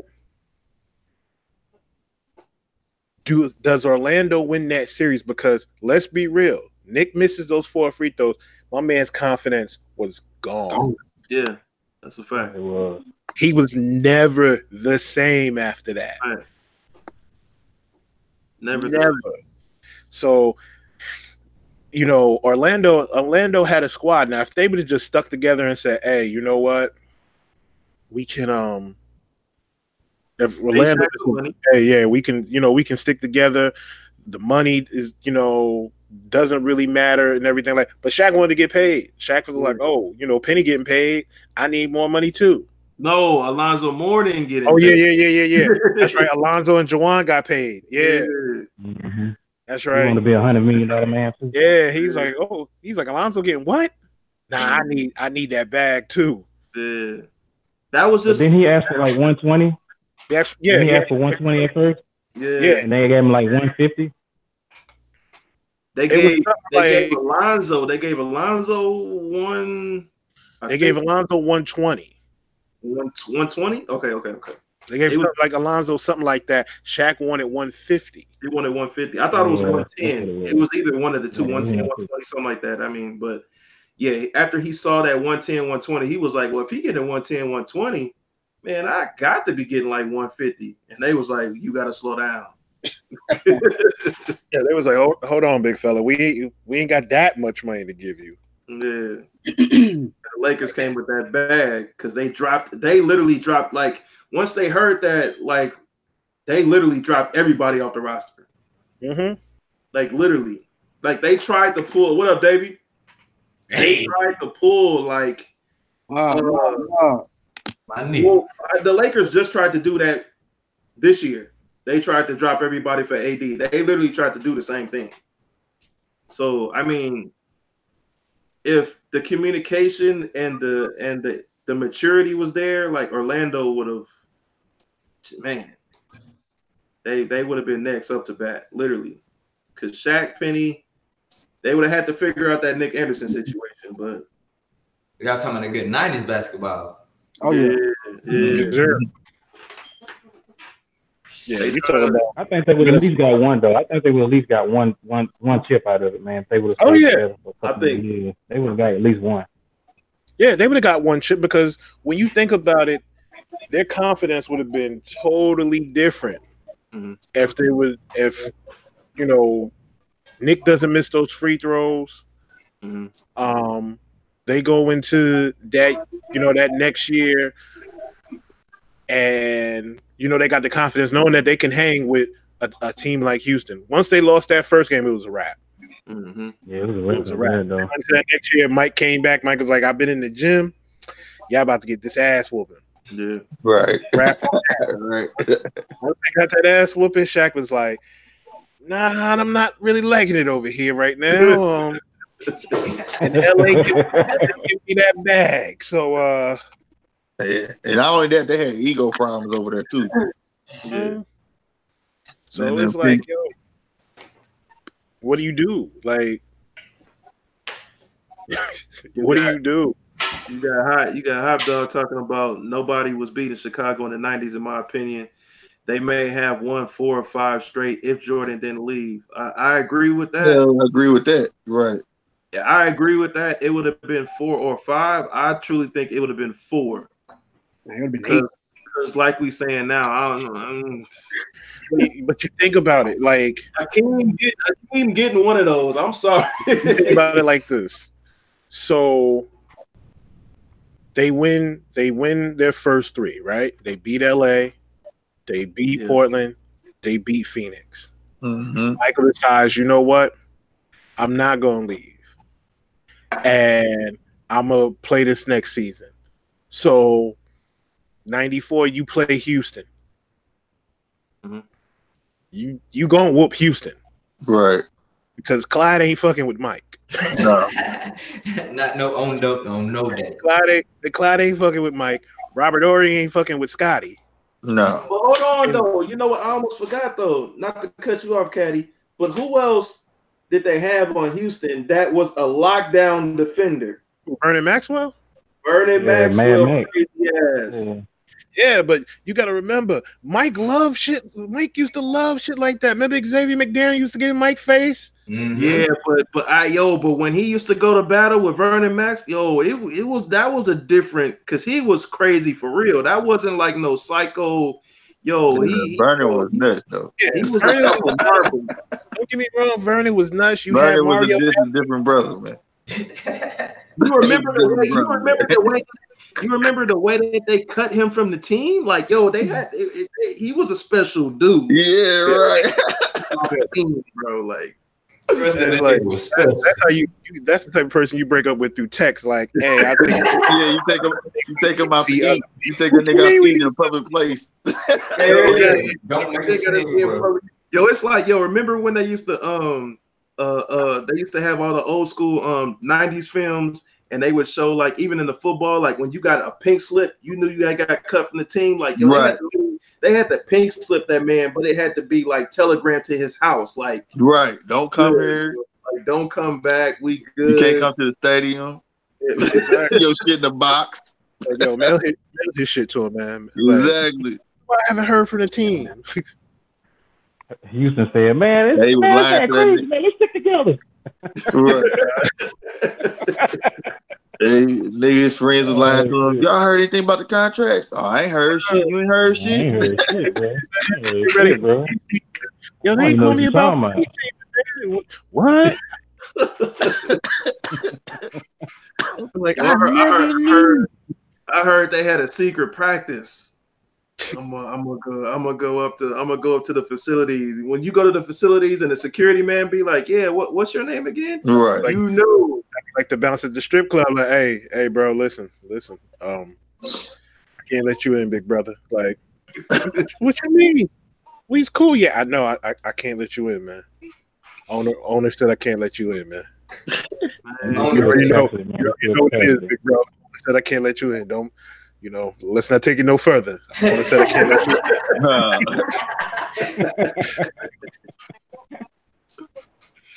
Well, I'm trying to tell you, man. When Akeem he don't have issues with you, but when he look at you like, bro, we gonna be good tonight? Hey, he'll swing on you though. Hey, Akeem will swing on you. Yo, that's a fact. That's a fact. Hakeem has swung on some people. Yeah. Let his long arm go. For real. Exactly. Especially when he was at the University of Houston. Oh yeah, he wasn't no joke, man. He ain't play that bullshit. They wasn't named Fire Jammer, Slammer Jammer for nothing. For real. You try to stop him down low, or you gonna get punched. Exactly. Don't make me punch you in the face. Right. Hey, Canada, that's the real black ass African right there. Exactly.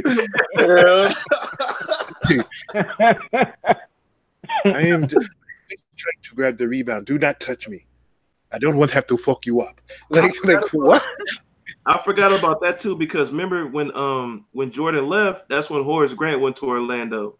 And that's when they also had his number too, because it was like Horace Grant was like, "Yo, I got the blueprint, my nigga." Yeah, they thought they was gonna win that. He was talking mad shit about Jordan too. Mm-hmm. Yeah, he was talking mad shit about Jordan. Think about that, and you gotta remember, Michael doesn't leave. I don't think Horace leaves. Oh, that's a fact. No, that's a fact. He don't. Because Horace said he wanted him another ring. He saw the ring was at Magic Kingdom. Michael leaving was like, I don't think it's gonna work over here, fellas. Man. Hey, you got it. I think about more stuff. Even like remember when they won and they went to the White House and you got dealings with Craig Hodges going with the they blackballed him. Outfits. Yeah, they blackballed the shit out of him, man. Because he that's the first Kaepernick right there. Yeah, because he wants to stand up. He blackballed when you gotta wear a special NBA jersey, a free agent jersey to compete in a 3-point contest. You ain't even on the team. Like, I want to defend my title. Nigga, you're not even in the league right now. But he should have been, though. Think about it. Yeah. Who that's how he got black. That's how you know he got black. But who didn't want that coming off a championship? Goddamn mean 3-point. He led in 3-point in season 4. Who wouldn't have picked that man up? Yep. That's a fact. Think about Chris Jackson, Mahmoud Abdul-Rauf. I was just gonna say that. Exactly. Right. Like Chris Jackson is a bucket now. Yeah, yo, for real. Yo, he looks like a young Steph in the big three right now. Like he's still who that? He the original. He the original. Like Chris Jackson. Mahmoud Abdul-Rauf. Chris Jackson. He changed his name, and the NBA didn't know what to do. No, he wasn't standing for the players either. Mm-hmm. Yeah, my man would sit on the bench and pray, and people got mad, and they was like, "Yo, you got to stand the sun." He's like, "No, if I stand, I'm gonna just stand here praying." And then after a while, they was like, "Nah, we can't keep him in the league like that." Yeah, that bullshit. That's that bullshit. I mean, it was never about no religion. It's just that we can't control this nigga. No, we can't. We can't control him. And you talking about the player that he was. Like, that man would, he could drop 50 on you quietly, and you would be like, yo, he dropped 50? Right, exactly, right. Devin Booker. Right. That's a Devin Booker. That's how they treat Bean right now. Bean dropped 50 on a regular. Nobody talks about it. Never. Because Chris Jackson played at Moss Point High School, which is like 30 minutes from my house, and they had a tournament. It was a Christmas tournament down here. They played a local school here in LaFleur. He dropped 52 points on them in just 3 quarters, and the coach sat him down for the 4th quarter. Whoa! My man was a bucket. Real shit. Shit, he was the bucket. Yeah. Damn. You talk about when he got to cooking, like you wasn't stopping him. Like he was Steph before Steph. It's just like you got players that you had players back in the 80s and 90s that you're seeing the remix of that player. Yeah. Now. Yeah. Like Steph is the remix of Chris Jackson. Kyrie's the remix of Rod Strickland. Yeah. Right. That's a fact. Handles. Yeah. Like if you put up a video of Rod Strickland, Rod Strickland killed cats. I was just arguing about like handles. We was talking about handles. It was only handles, bro, and it was like Allen Iverson or Kyrie. Only handles. And I had to go with Kyrie. Iverson is my favorite player to this day. Man, they changed the rules. No, I gotta go against you on that. Iverson would need Kyrie up, dude. Iverson is my favorite player. The confidence level. The reason I'm saying their confidence levels is 2 different things. You talking about putting a cub in with a full-grown line? There's no way. Man, listen. There's no way. We talking about handles alone. Handles. Nothing else. Handles with blown speed, everything full-fledged. Iverson confidence is what made people afraid of his handles. Exactly. Kyrie don't have that same. No, he don't have that same confidence. No. Confidence and skill are 2 different things, man. Kyrie is fucking crazy with that basketball, man. Like, no, I'm not saying he can't dribble. Iverson had the crossover and he had a snatchback. He had a crossover and a snatchback. That is it, bro. He got a question, Sham God. But that wasn't it. That wasn't it. This is my favorite player. I'm telling you, this nigga only had a crossover and a snatchback. I'll tell you what Iverson had. Iverson had the hezzy and the cross, right? Yeah, he had but he had the footwork to go with it. Mm-hmm. Right. Like Iverson made cats dance, like Kyrie he is the dancer, though. Don't get me wrong. Kyrie is different because Kyrie got the ball on the string and the layup package is crazy. That's what makes that. Now that I give that right there. But y'all trying to say Iverson didn't have the OG layup package though? No, Iverson was more of I'm a dunk on your ass, nigga. Man, Iverson was like, I'm strong and I'm hit, and and I'll take the hits. Kyrie can find ways to push the ball off the glass from any angle and still not get hit. This nigga, every time he play up his hand, do like this. When Kyrie I give him that. Like that. Yeah, Iverson got the OG D Wade layup package. Right. Yeah. Put that English on that ball, make it skip off that glass. Yeah, and fall into the ground. That's what I'm trying to get. Right. Kyrie got some next level downloadable content. That's what I'm saying. As far as that ball, this nigga got some other shit going on, bro. I'm not only had this on the PlayStation Network for $3.99. I just decided I was gonna buy it. Stupid. This nigga handle package got skins. That's all I'm saying. He got skins with his shit. It would be great to see though. Oh yeah, like if you had that would have been awesome to see both of them in their prime. If you had Kyrie, Allen Iverson, Rod Strickland, and Tim Hardaway. You gotta put Tim in there. You gotta put Tim in there. Listen, that UTEP two-step. That's it. They in and out, cuz. It was 2 hard crosses and go. That's it. It was bang bang. Hey, you can't forget Baron Davis in that though, man.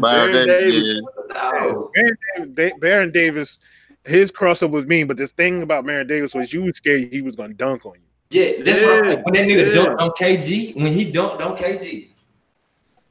Hey, so did Jamal Crawford not get no love in here? Oh no, Jamal Crawford legit just dropped 50 like the other night. The first time. Jamal is an underrated dude, man. He ain't dropped 50 Jamal Crawford is not underrated, like just like Luke. Jamal 39 and out here getting 50 points. Yo, still dropping. I feel like Jamal got a raw deal. He always they always put him in a 6-man position where he could have been a starter easy. Oh yeah. No, but I mean, but he was a starter though. He was a starter. He started as a starter, but then as time goes on, he just became a 6-man. Yeah, that's just like Lou Williams. Lou Williams' career has always been starter caliber. Right. Lou Williams right now for the Clippers he loves being the 6-man, the notoriety of it and everything. Didn't Lou Williams? I might be tripping. Didn't Lou Williams play for the 76ers? Yeah, he used to start there, didn't he? He used to start there. Yeah, he used to start there. Sixers. A guy tried to rob him at gunpoint in his car. Pulled up on him, saw that it was Lou Williams. It was like, yo, I'm a fan. Lou Williams was talked the guy out of robbing, like, yo, I play. Oh, you Lou Williams. Took him to McDonald's and bought him food. Damn. Yeah, I got a Lou Williams story. I used to play ball in a place called Run and Shoot out here in Atlanta. Oh, hell. I mean, you was out there with hot sauce. I done played hot sauce so many times. I done played that man at LA Fitness at Run and Shoot. Yeah. But everybody at the gym and somebody pull up in a black G-Wagon on spinners and parked on the curb. So I'm like, man, who is this dude? And why is everybody scared to play him? He get on court, and I'm a 3-and-D type person. So I'm like, I hold Buddy. I don't know who he is, but nobody else want to hold him, so I'm going to hold him. So first shot of the game, bong, no problem. He looked, he shook his head, and left my ass at the free throw line. So he don't cross me at the free throw line. At this point, I'm spectating. He get to half court, put it behind the back, took one dribble. I saw he took one dribble. 2 steps, took off, dunked on 2 dudes, and just walked out the gym. It's like, damn. All right.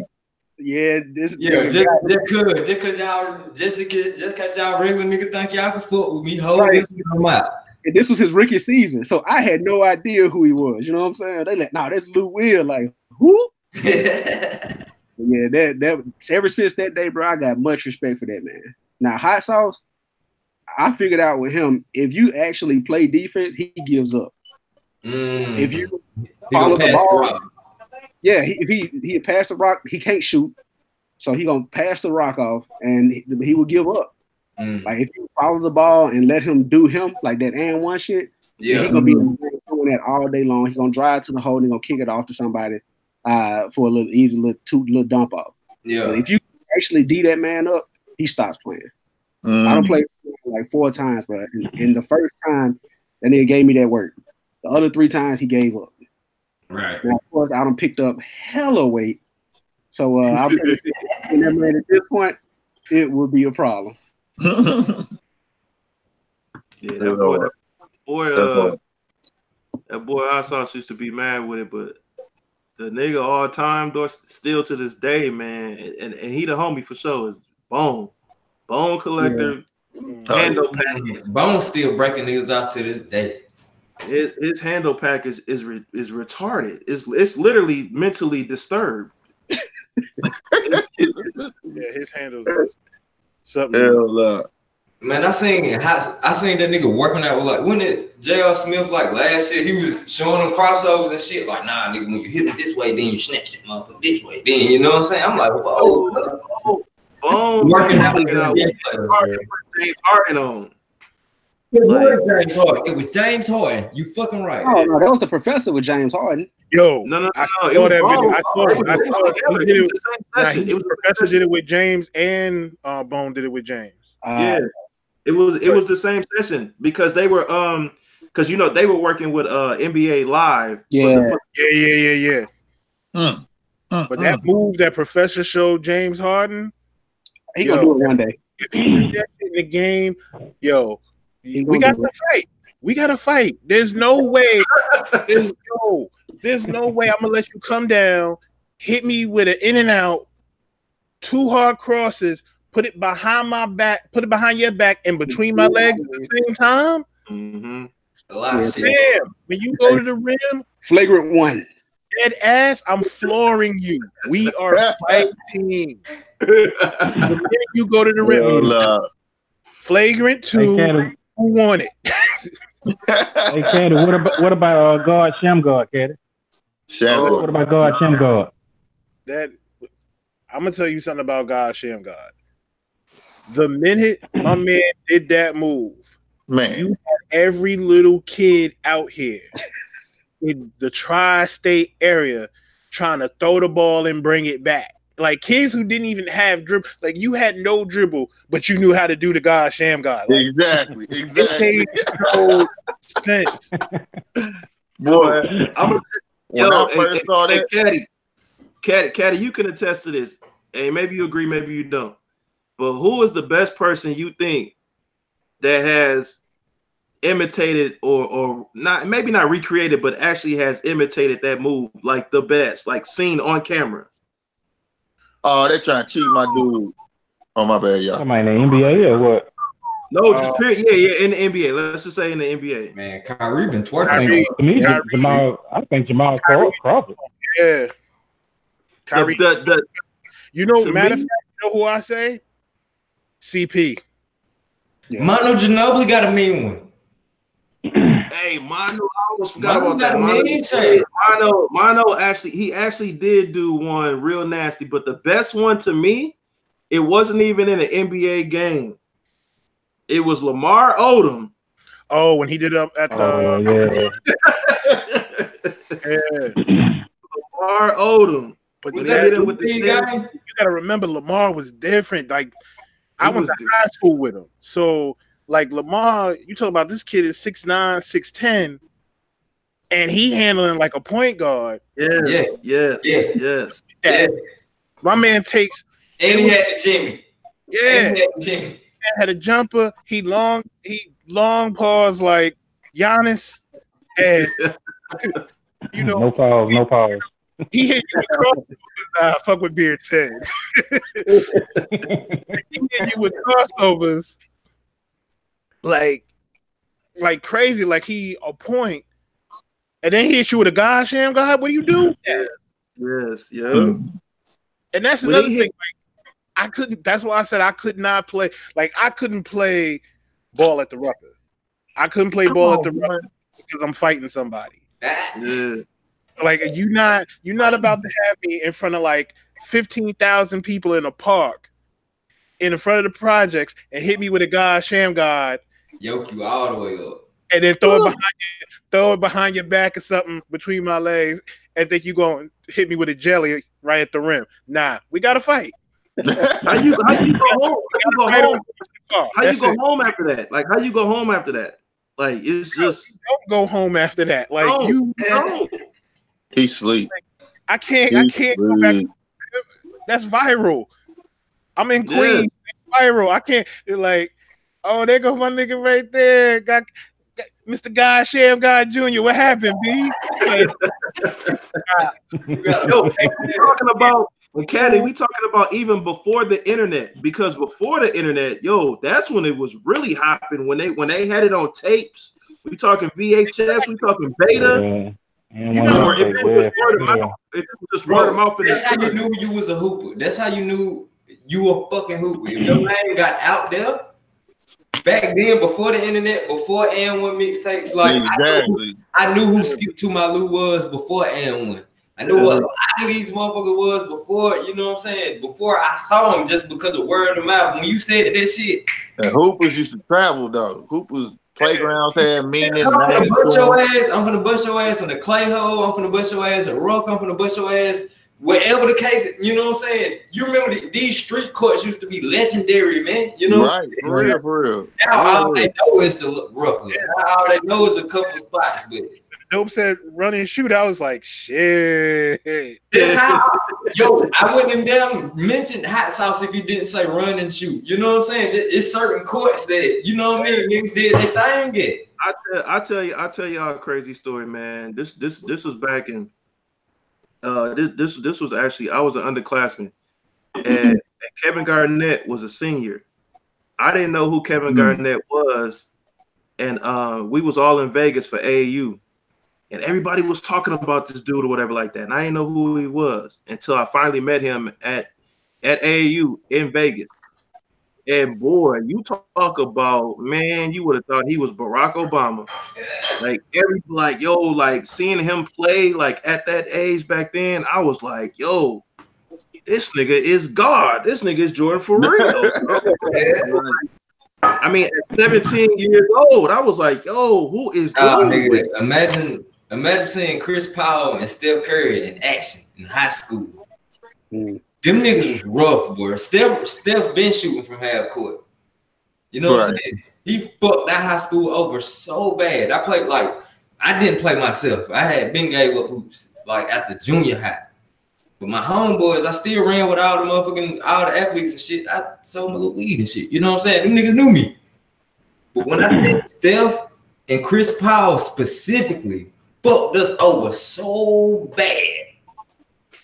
Steph, like seeing Chris Paul was the first person that I seen do the Sham God. I didn't even know who God Sham God was. Chris Paul did that shit. You know what I'm saying? That nigga came down and hit our point guard with that motherfucker. He went all the way in the bleachers. You know what I'm saying? Then Steph was coming down shooting that bitch. Like Steph was doing that shit in high school, bro. He was shooting the motherfucker, turn around, walk off, knew it was draws. You know what I'm saying? He been doing that shit. Yeah, no, bro, I can tell you the most intimidating player that I ever when he used to shoot it from his hip. You know what I'm saying? Bro, OJ Mayo. Oh my God, dog. OJ was a monster, bro. Like that's probably the only player that I've been on the court with playing AAU ball that scared the shit out of me because he dribbled the ball hard as hell coming up the court. Yeah, bro, like he throwing. I'm like, nah, bro, I don't want none of this. OJ Mayo has to be the most disappointing player for me ever to make it to the league personally, because he had everything like in his hands, all the way down to the Michael Jordan stamp of approval. Right. And he wasted it. He wasted it. He literally wasted it on drugs, man. Like it's just. But see, that's kind of my thing, bro. I wonder what happened between like his rookie season and his sophomore season. Because you know, rookie season, he won. Was it co-rookie of the year or was it rookie? Either co-rookie or rookie of the year. And then after that.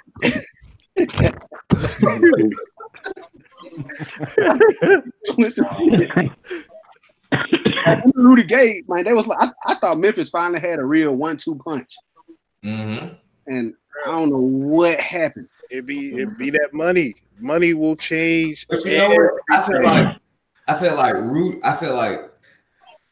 OJ Mayo and Monte Ellis was right there. Yeah. Yeah, I was saying Monte Ellis too. Right there. Hey, Davey. Hey. That's my fucking. Hey, that's my guy right there. But hell no, Monte was a fool with it too. And I heard about him in high school. They said, goddamn, Monte was a dog. He was fast. Yeah, he played I heard Monte was so goddamn fast on that court, man. They couldn't do shit with him. Like the high school player being disappointed. Y'all remember DeJuan Wagner? Hey, Wagner was a beast now. He was a beast now. Yeah, I'm from Memphis. He ain't do shit in the league. So I'm hearing the legend of this dude putting up 100 points in high school. Damn. You think that nigga finna be the truth? Man, I mean, he when he came into Memphis, it was like our little Steph Curry. He'd come in like one step in front of half court, jacking that hoe. We like, oh yeah, buddy got it. Yeah. Calipari saved him, man, by making him go to the league. He rescinded his scholarship, and then when he was 1 year or 2 years into the league, found out he had the kidney issues. That was one guy, man. I just thought he was gonna go to the league. Hey, Don, we see you, man, with the Aquas. Greg Oden, another one I thought was going pretty sure. What did you say? Hello.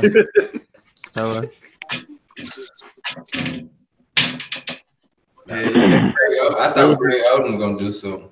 Dude, that's what my Greg Oden, man. I'm pulling out. Man, speaking of Oden, man, like he would have been nice, man. I hate he got hurt. Like it's like when you see that happen, you already know like it's never gonna be the same. Hello. Man, Oden was Ohio State Oden. Man, he's like somebody granddad in Ohio State too, though. Greg Oden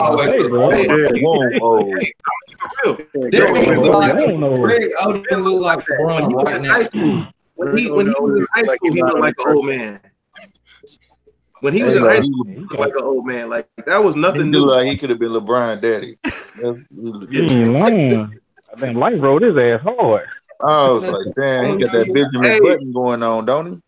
Hey, you know that character LeBron be playing when he be doing the Sprite commercial, be playing the old man. Like that's literally Hello.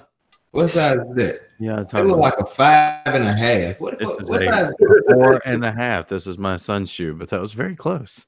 Okay. That's like feet size, ain't it? Feet and treat. Yeah, that feet size. She wear a 2.5 in between a 2.5 and a 3.5. Yeah. Hello. Real. Goddamn, T-Pub be stepping, don't he? Right. Oh yeah, he's super stepping here. You're gonna. Hello. Okay. I need them. Yeah, he stepped hard. Hey, but look, I'm gonna head up out of here, fellas. I got some errands to run real quick. Where are you going? Easy, man. I'm listening y'all from the All right, bro. What? Easy, man. Hey, we've been on long enough anyway, man. I wasn't trying to be a whole work shift on this month. Shit, we just getting started, Joe. I'm glad y'all kept it long enough for me to get back in there, bitch. I'm sorry about that, dope, man. I'm trying to keep this positive vibes spreading throughout the community. You know what I'm saying? That's real. Father I appreciate son. I appreciate all y'all. I appreciate all y'all coming through, man. Y'all can go ahead and say y'all outros. Whoever want to start, we gonna cancel it out for the night. Hey man, this your boy Slick 50. You know what I'm saying? The wave king. Subscribe to my channel. I got the motherfucking waves for days, bitch. You might drown and all this drip going on around my neck. You heard me. Man, look at them. That's what's under that cap you been wearing on your head. Yeah. Hell yeah. I didn't know y'all could see him, boy. Yeah. You see them like, hell yeah, they look good. Yeah, boy. Somebody been brushing. Brushing. With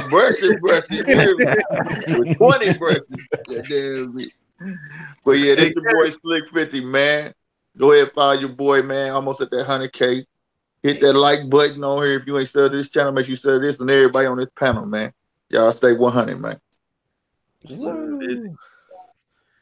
Wave King. Who else gonna go? Somebody, anybody.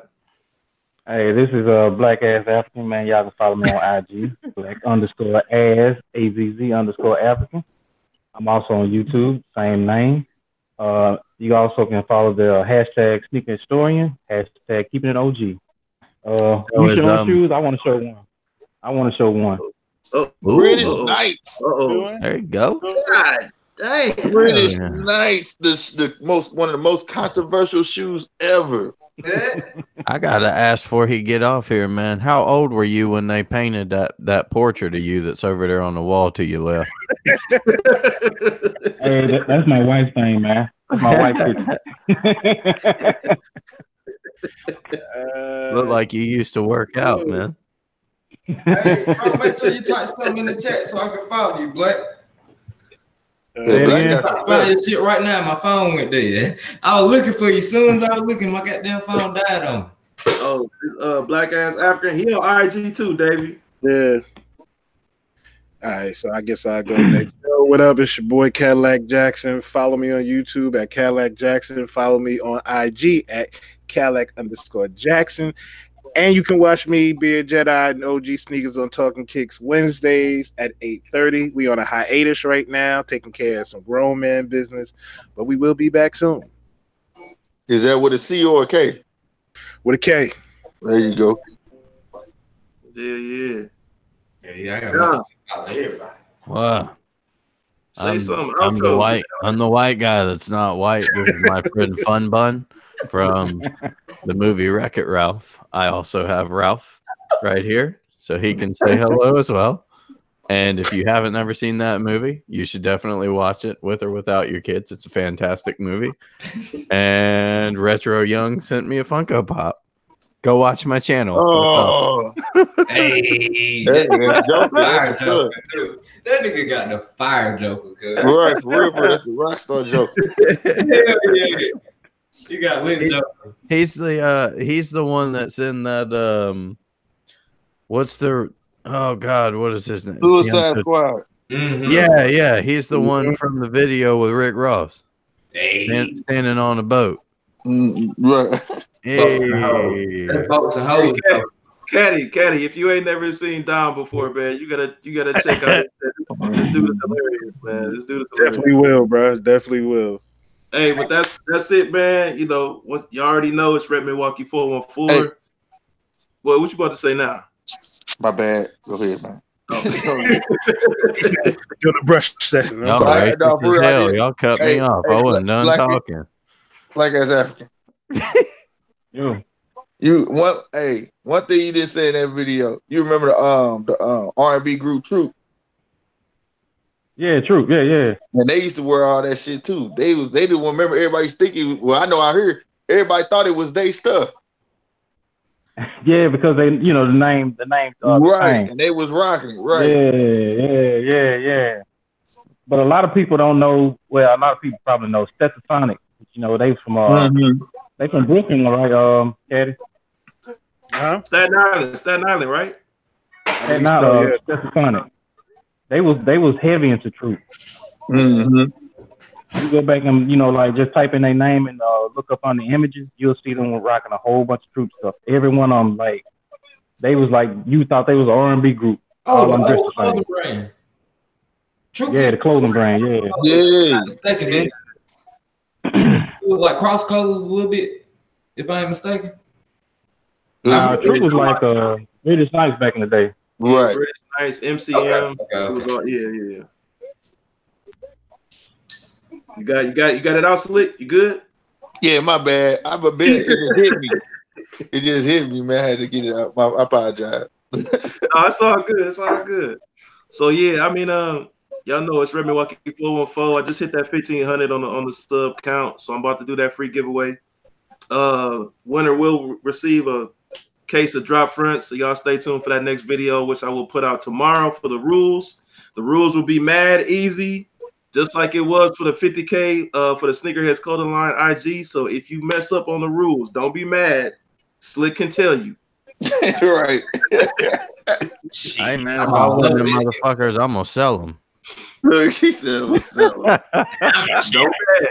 rules gonna be mad. The rules gonna be mad easy. The rules gonna be mad easy. So watch out for that video tomorrow.